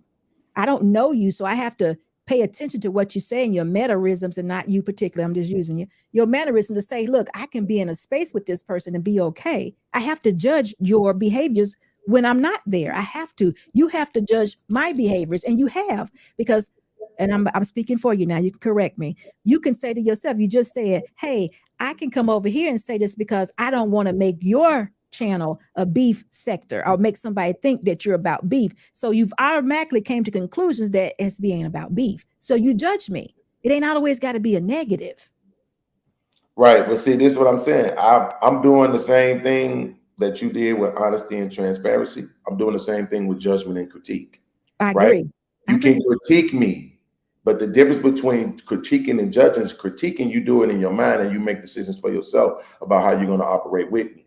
Judgment is when you levy criticism upon me openly as if you don't have your own demons. No, That's judgment, a no, problem to me. judgment has nothing to do with criticism. Judgment is me making a decision or discernment to say I can actually be around you. That's what judgment is. It doesn't have to be a negative. It doesn't have to even lend with or go to critiques. It could be, well, unless you're considering, like, I may say something, that guy's over, they smoke weed over there, I'm not going to go over there. Yes, I just judged them, but I judged them for the sake of my own. I don't want to be around weed smokers. I have to do that. That's discernment. Right. Why are we disagreeing right now? Because listen to what I just said. I just said that the difference between critique and judgment is that judgment is when you make your critique, but then you openly cast your criticism about me as openly. I didn't say it was negative or positive, but I'm just saying judgment is when you make your critique about me and then you openly express your critique, right? For everyone to see, or at least to me. So that's what makes it judgment. But what I'm saying is, on YouTube, what we see is I talk about my life. It's like I don't mind doing reactions. It's fun when it's a panel. But if I'm doing a show by myself, I want to talk about my life. I know I'm nobody's anomaly. So I know it's 1 million, 2 million, 10 million, 100 million across the world, more people that's just like me in so many ways, right? That deal with anxiety, that deal with depression, that deals with PTSD, that deals with health issues, right? And we still want to be treated as normal, right? We don't want people to think that just be, see, this is what I'm saying. This is what I've encountered as B. This is why I say you can't tell the truth on YouTube, because I've told my truth. And in conversation, people always trying to sun me. People always try to talk to me like they're above me, like they know more than me, like they know better than me, right? Anything I say is always questioned. Nobody ever just really, well, I ain't gonna say nobody. Shout out to Freezy, World Class, and Tommy B. But most other people usually listen to respond because they thinking everything I say is coming from a place of what I'm suffering from. I do have a mind, right? I am kind of intelligent.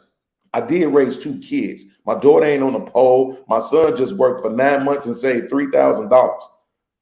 Adults don't do that. So I'm just saying, when you want to judge me, right, you want to judge my truth, why not judge that part of my life? Stop worrying about what it is you think I'm going through and you think everything I say is coming from that space. Just listen to what I say. Maybe it might be making sense. Maybe I'm thinking deeper than you actually do because I have anxiety and I overanalyze everything. So that's are you understanding that first thought? Are you sharing? Not the place for truth. This is the place, like the other brother said, for you to come on here and pretend like you something you're not, and pretend like your life is something it's not, and at all costs, never show any chinks in your armor.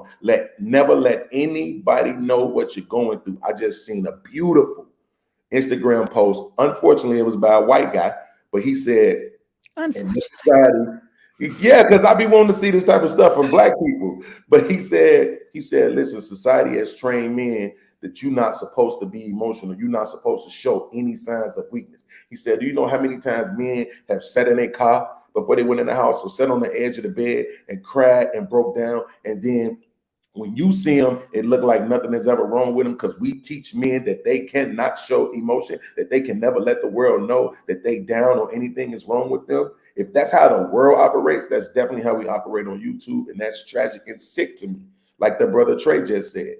Well, let me share something with you. That comment you just made, I know 2 men that has been on my platform several times and all the time. Black Men Unfiltered and Bolo have both said, men sit in their car, they're suffering in silence. They say it all the time. So not only did the white man say it, so I want to free you of that. They did. There has been some black men to say that. But my point I'm Shout trying out to to Lolo and BMU. yeah, they did. They did say it. So listen, the point I wanted to make though is you have, and this is just me talking. I control my narrative. And what I mean by that is I share my life because I'm accountable for all the things that I do. So those are the things that I want you to know. I'm not going to be totally transparent because you're not going to know where I live. You're not coming to my house. You're not there to help me. Most people, I already know that we have to fight against each other just to make a good point. We already know that, so that's why you can't be transparent. But you need to tell more of the positive story, like the things you just said. That's cool. I'm not saying you haven't, but you have to tell more of that so people can give you the credit for what you do positively and not the negative. But hold on for a minute. Real Fam, what's going on with you? Thank you so much for your $20 super sticker. And you get the money line song. Hold on for a minute, podcast. Well, Mr. Boss. Money line.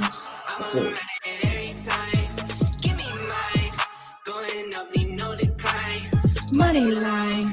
I'ma run it every time. Give me mine. Going up, need no decline. Yeah. Dearly beloved. Thank you, Real Fam, for that $20 super sticker. But little podcast, listen. I can't help but to be honest.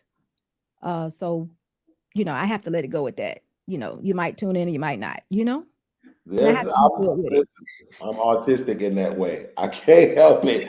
Like, so many people, including BMU, was like, bro, you don't have to tell them everything. I'm like, look, when I feel like I need to get something off, I do, right? I don't like it when we try to like box in YouTube, like YouTube ain't the space for this. YouTube ain't the space. YouTube is the space for human beings.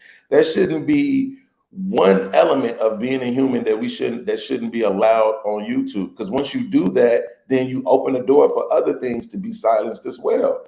So you don't really want that. That's what the First Amendment is all about, right? You want to be able to say whatever you want to say, but then you want to tell other people that they need to be quiet and they can't say what they want to say. That's not how it works. It's people on YouTube that really come here for the conversation. That's one thing I wrote it down. The brother was talking about Just Pearlie. He was saying she's good at business. Mm-hmm. And she is, right? Mm-hmm. And she comes from that. So there's no reason to be surprised about that, right? She comes from business. She comes from money. But the thing about it is everybody that came to YouTube didn't come to do business. It's a lot of people that came here for the conversations, healthy conversations, collegiate style debates, iron sharpening iron, tuning your mind up. You know what I'm saying? Getting other perspectives, external from your own, to kind of sometimes quell your irrational thoughts when you might be dealing with something. People are here for a multitude of reasons. I understand the majority are here to be entertained. I think we all come for the entertainment sometimes. But the conversations themselves, I mean, this show, Black Man Unfiltered, even guys that I've fallen out with, the Sir Hales of the world, there have been conversations on them shows like that, to me, I think could be used for curriculum in colleges, preparing students for real life. You know what I mean? It's good too, a little podcast. But what you're saying is that's the difference between content creators and people in comment sections. You got two different type of people, and that's we got to know our lane. Because I'm telling you, I got my husband here, so he's protecting me. He does most of the work. I just get here and talk, so I'm good. But even with us doing this together, it's a lot of work. It's a lot of work to put on a good show, and we want to be entertaining, but also informative. So we don't want to leave anything behind. But I would be terrible in a comment section. I would be terrible. I'm like, what I'm supposed to say next? Huh? I'm supposed to respond to that? Oh, okay. I would be terrible. So it's just we have to know our lanes, but it gets hard around here. It gets very hard. This gets abusive to our content creators. You got to know that. You were in that spot. You were in that spot, and you're trying it now too again, right? Yeah, I'm doing my thing. A content creator can be hard. Very abusive. They can come hard on you. So that's what I mean. That's why I always say I'm going honest, because I'm not going to let someone else try to hold me accountable for for what I know I've done or didn't do. Now you can lie on me, but you know Right. how that go. They ain't going nowhere. I'm gonna Right. control this situation. So I'm gonna control my narrative by saying what I've done and did not do. And ain't gonna, you can't put anything else on me. So Right. that's kind of how Yeah, I I'm see like that too mentally a little bit, but that's part of the transparency is like I'll talk about my own life. So Right. nobody could come back and say, yo, no, he did this. It's like, Yeah. dude, I told them that 14 episodes ago. Like you're late to Exactly. the party. They already know that. And they still here. So, you know, I went through that with people. That's what I'm saying. Like the stuff that I have went through on YouTube, it's almost like it shouldn't have never happened. It feels like high school. You don't like you don't really get to be, even though I understand the juxtaposing that you did. You see that word juxtapose? How many street dudes you know use them type of words? Right? Stop coming at me like this, y'all. I'm pretty dope at this. I'm just saying. But the way you juxtapose you know, honesty with transparency. Transparency. Yeah. But what you need to get do, let me tell you something. This is good for you because this is what I have to do. I ain't gonna lie, it ain't weekly, it ain't daily, but about every quarter, I have to elevate. I have to elevate myself sincerely. I have to, the things I did for the last quarter, if it's not working for me, this quarter that I'm going into, if I had some issues here, I tell my husband all the time, I say, should I deal with this way? Because you know, sometimes you want to get dirty. You do want to get dirty, but I say, you know what? Yeah, you I do. have to elevate myself. So I do that. I'm constantly elevating myself and hoping that I'm doing the right thing, because sometimes you do want to get dirty and fight back. See, I see for you, you fight. I've already said I'm not fighting, because guess what? I've already won. In my life, I've won. So I have nothing to fight about. So it's if I want to win in this space, I'm gonna have to elevate. And my people that get me, that follow me, that understand me, they're gonna be coming with me. And those who don't, they won't want to take that. They're not going nowhere. They're gonna stay right down there where they are, fighting themselves or fighting at me, but I'm gonna be somewhere else. And if it gets to the point where, you know what, SB, where she at now? Third, I ain't seen her in a long while. Guess what? I'm gonna be somewhere doing my thing. And that's just how it goes. You have to elevate. Now, I'm real about this. It ain't easy because, you know, sometimes I get to feeling like a victim. Especially when I ain't done nothing. I'm like, what? Look at this. Look at these comments right here. Listen, let's read this super chat. Christopher Lee gave me a $2 super chat. He said, SB, 2 words, copyright and infringement. Get TLA. I have no idea what TLA has done, but Christopher Lee said I need to get them. I have no idea, but I guess I'm going to learn soon. And then he also says, SB, she stole she stole my script. She owe you money. Who stole my script? Again, $2. Thank you, Christopher Lee. Yeah, who is he talking about? I don't know. The chat, man. And then you can't condemn them, right? Because if you condemn them, then they don't want to support you. No, I'm not gonna condemn them. I'm like, thanks for the information. I'm gonna get more. They'll let me know. But again, you know what? This right here to me, I don't know who did it, but it's kind of like an honor though, because I'm like, if the message is good, it should be heard for more than one person. But all I be wanting sometimes is for them to give me credit for it. That's all I be wanting. He said just Pearly stole your script. Oh, today. Just Pearly stole my script today. Oh, no. Oh, anyway, Mr. Boss, tell me later. Whatever. If they stole it, go ahead on, take it with you. But guess what? I think a good message should be heard from more than one person. Consider when we are all in this same space, supposedly doing the same things, we should absolutely be saying the same things. You get what I'm saying?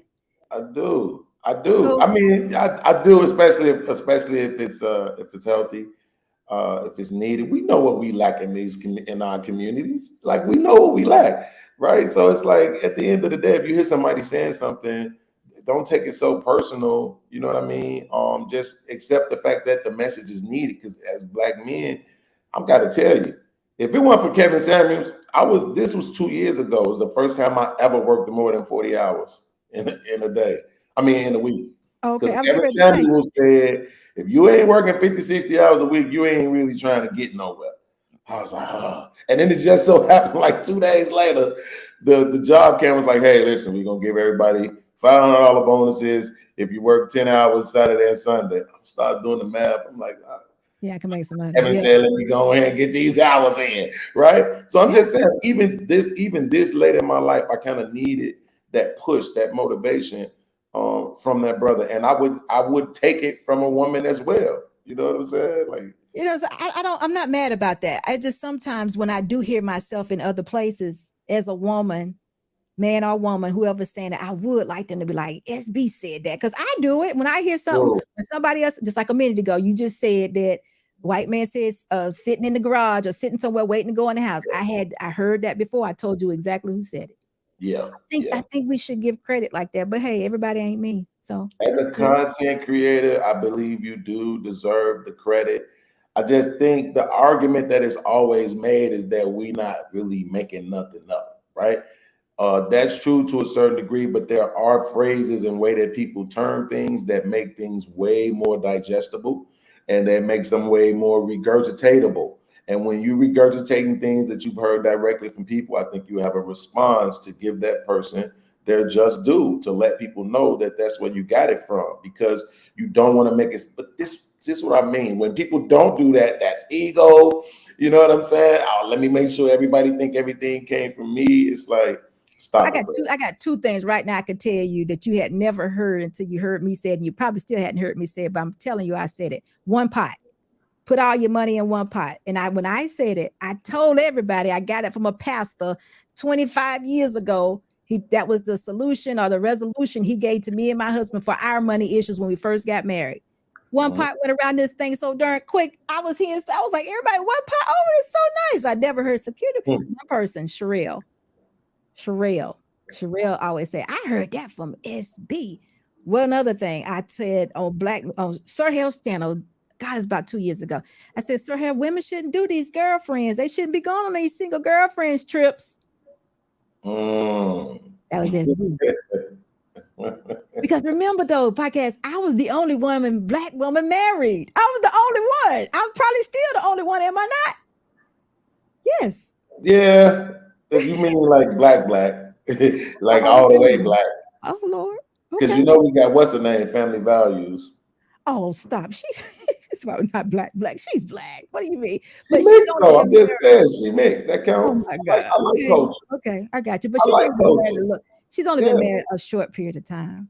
Oh well, yeah, and they ain't been around that long. So if you're talking about that, I was like the only one married in this space as content creator. I'm talking about there's a lot of married folks. Don't get me wrong. I'm saying as a I know what you mean as a content creator. Yeah, I can't think of no other ones that been around. So I can say things.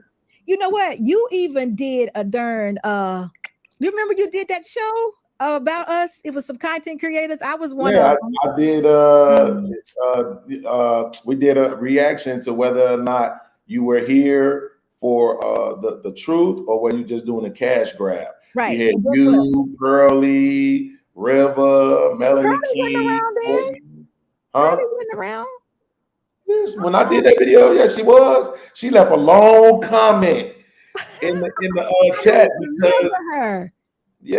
because people was calling her ugly and stuff. So of course she didn't like that.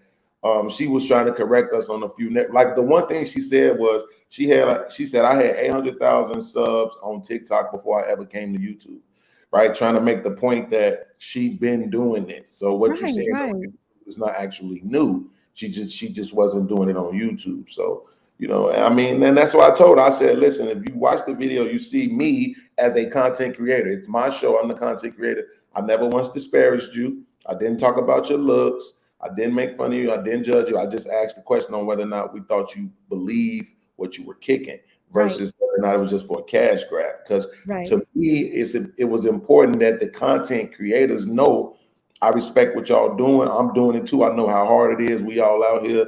You know, I see us as a squad, as a team, you know what I'm saying, as a league like the NBA. We all in the same league. You know, unfortunately, a lot of content creators haven't shown me that same love, which is why I got a lot of smoke with them. And we won't go back to that podcast. I think I told you then. I think I gave you your props then when you did it, that was an excellent. You did, I remember. Yeah. I was like, I won. I'm accepted. Listen, I didn't remember Pearly being on there though, but I remember. But my whole point was, I don't remember all the women that were on there, but I remember thinking, man, I'm the only one married. Wow. I remember thinking that. Courtney ain't married, brother ain't married, Melanie Nobody ain't on there. You had married. like 5 different women. I was like, oh Right. my God. Right.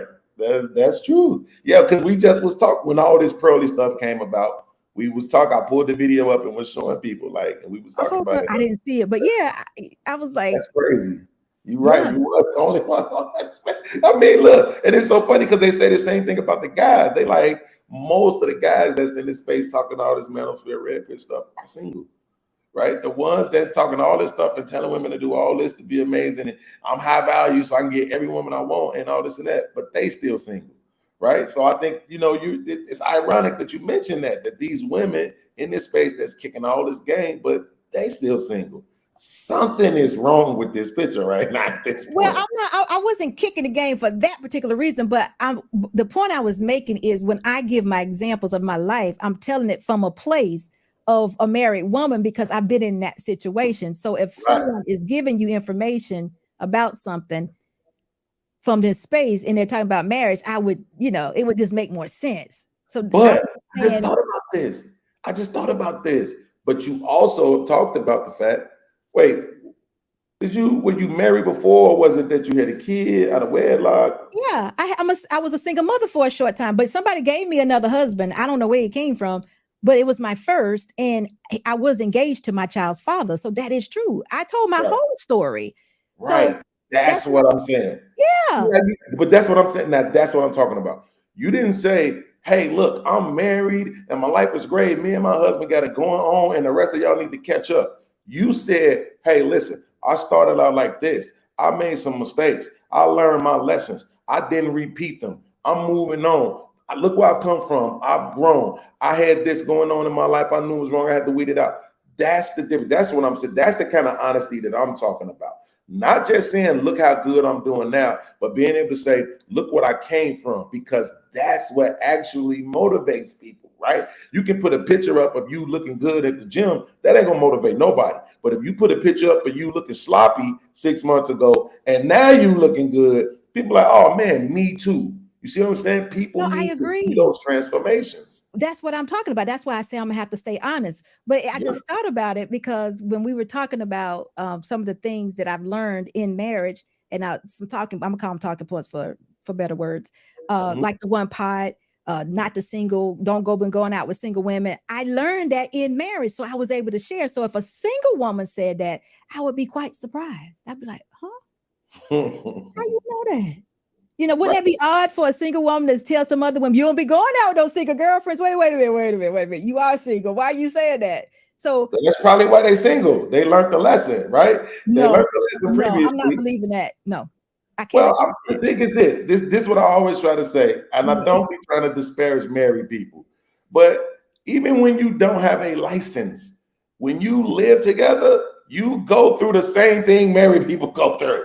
I don't know why people think it's different, but it's not. Well, if that's the case, then that would be different. I was just talking about single period, like not in a relationship. I was just talking about single period. What truth and purpose? How you doing? Oh, go ahead. This is what I give you credit for though, right? Because like you said, don't go on girls trips, right? You shouldn't be doing that. You just put it right out there, right? But they got one of them talk shows. I don't know if it's the Talk or whichever one it is. It's the one with the little Hispanic girl that used to be in the singing group. And she was telling a story recently how she went on a girls trip, right, with her friends, and she was the only married one. And she was sharing a room with one of the girls, and she wake up and it's 2 dudes in the room. Ooh. So the girl kicking it with the other guy, and of course the other guy, his friend, think he, there for her. And now she's like, she calling her husband like, I'm uncomfortable, this and that, woo, woo. So she says, and I just realized that's not the type of trip I need to be on. Now, this is how she quietly says what you say very loudly. This ain't the spot for you to be in when you marry. You see, she don't want to just come right out and say it. So she just tell a story and say, this ain't really, but you say it loud and proudly. And that's what I'm saying. We need that. We need people to just kick it for real and don't try to be on this scary, I'm worried about what people gonna say type time. You know what I'm saying? No, just get it out. Tell people this is the truth. Even if it may work out for 10%, 90% failure rate, it's not something you want to practice. And you know what? Her husband is a pastor. His name, Pastor Israel. He's Israel. He sings. He's a minister of music, I think it is. He's a pastor. Her husband. Oh, the girl from the show. He really is. Yeah. Adrian. Adrian is her name. Yeah, it is. Yep, that's her name. Yep, Adrian and Israel. I can't think his last name, but he's a pastor. Yeah. Yep. So listen, little podcast. They try to take y'all. They try to take y'all talking points and make them on that. Put them on national media. Hey, look. You better know what's going on. You need to know what's up because you know I ain't gonna get credit for it until I'm big enough for people to recognize me. So I'm good. Long as the message is getting out there, it's great. So yeah, I got it from another pastor. I got it from a pastor. So hey, it's good. It works. Okay. All right. Thank you so much, podcast. I'm gonna see you soon. Thank you for coming here always. Salute to you, bitch. Christopher, you gave okay. Listen, let me see. I can't see that one, Mr. Boss. Put it over on the left. Can you put it on the other side? Let's see. SB. SB, not about the money. She's genuinely cares for us. Oh, yes, I do. Y'all, excuse me. I cannot see the screen at this point in time. The contact is dry. It's crazy. And the lights are doing their thing. Y'all, I know I got about an hour and a half lifespan. So who is this simp god right here? Simp god. That's behind the scenes. All right, Daryl, listen, stay placed. I'm going to end the show. Guys, listen, this has been a terrific show. I love the fact that you all are here. Thank you so much for your support. I will be back on Monday evening with the Black Men Unfiltered, unless I do something tomorrow. But I thank you guys for your support. Continue to do so. Y'all have a good weekend, and I will see you soon. Bye-bye.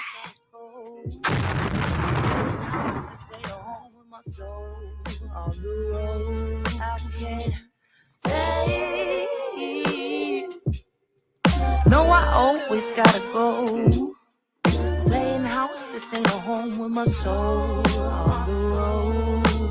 I can't sit still for a minute. I'm so dead set on indifference. Keep it Charlie, stay down with them Dickens. Let's get around like it's the 80s. Right round, let's keep spinning. Let's keep playing these games that we don't want to finish. And I'm sorry if that sounds a bit bitter, but I am to the core. You want the whole damn thing, then you asking for more. You want that old jive swing, you take up all of the floor. I'm fine with standing at the edge of the door. You be the life of the party. I blend in with the core. You drink it all to Bacardi. Till the bottles no more. Let's take it back for this started. You want the love, I don't got it. Got my soul on the road.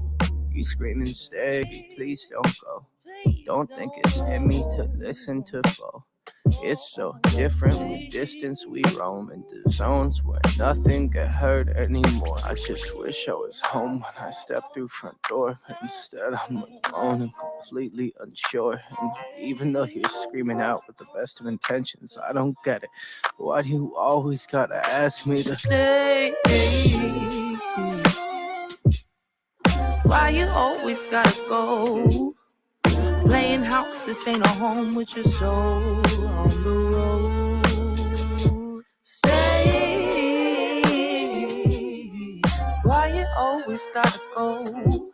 Playing house, this ain't a home with your soul on the road. See, I've been lost in my thoughts, and my thoughts they too scared to usher off. Sorry, Mom, I just thought you were my world. Now you're not. And I'm just sitting, smoking, sloping in the days, cause my days ain't been the same since I drove here away. I remember the way you wrote letters in blue ink. You and me was in love. Think about what your crew think. I know your moms probably think I'm a bastard. Your pops probably want to beat my death and take a in my casket. But I got sick of fighting, bickering, fussing over nothing, cussing. Instead of watching the death of discussions that we once had, days that we once spent in the backseat of our cars reading poets at sunset. It's funny how love can fall out the foreground, get pushed into the back of your mind. We used to twist a spliff and laugh and relax. Are you crying? And I'm trying to find the reason, so I ask, does forever ever happen? Or is it always fade to black? I can't stay. No, I always gotta go. Playing house, this ain't a home with my soul on the road. I can't stay. No, I always gotta go. Playing house to sing a home with my soul on the road.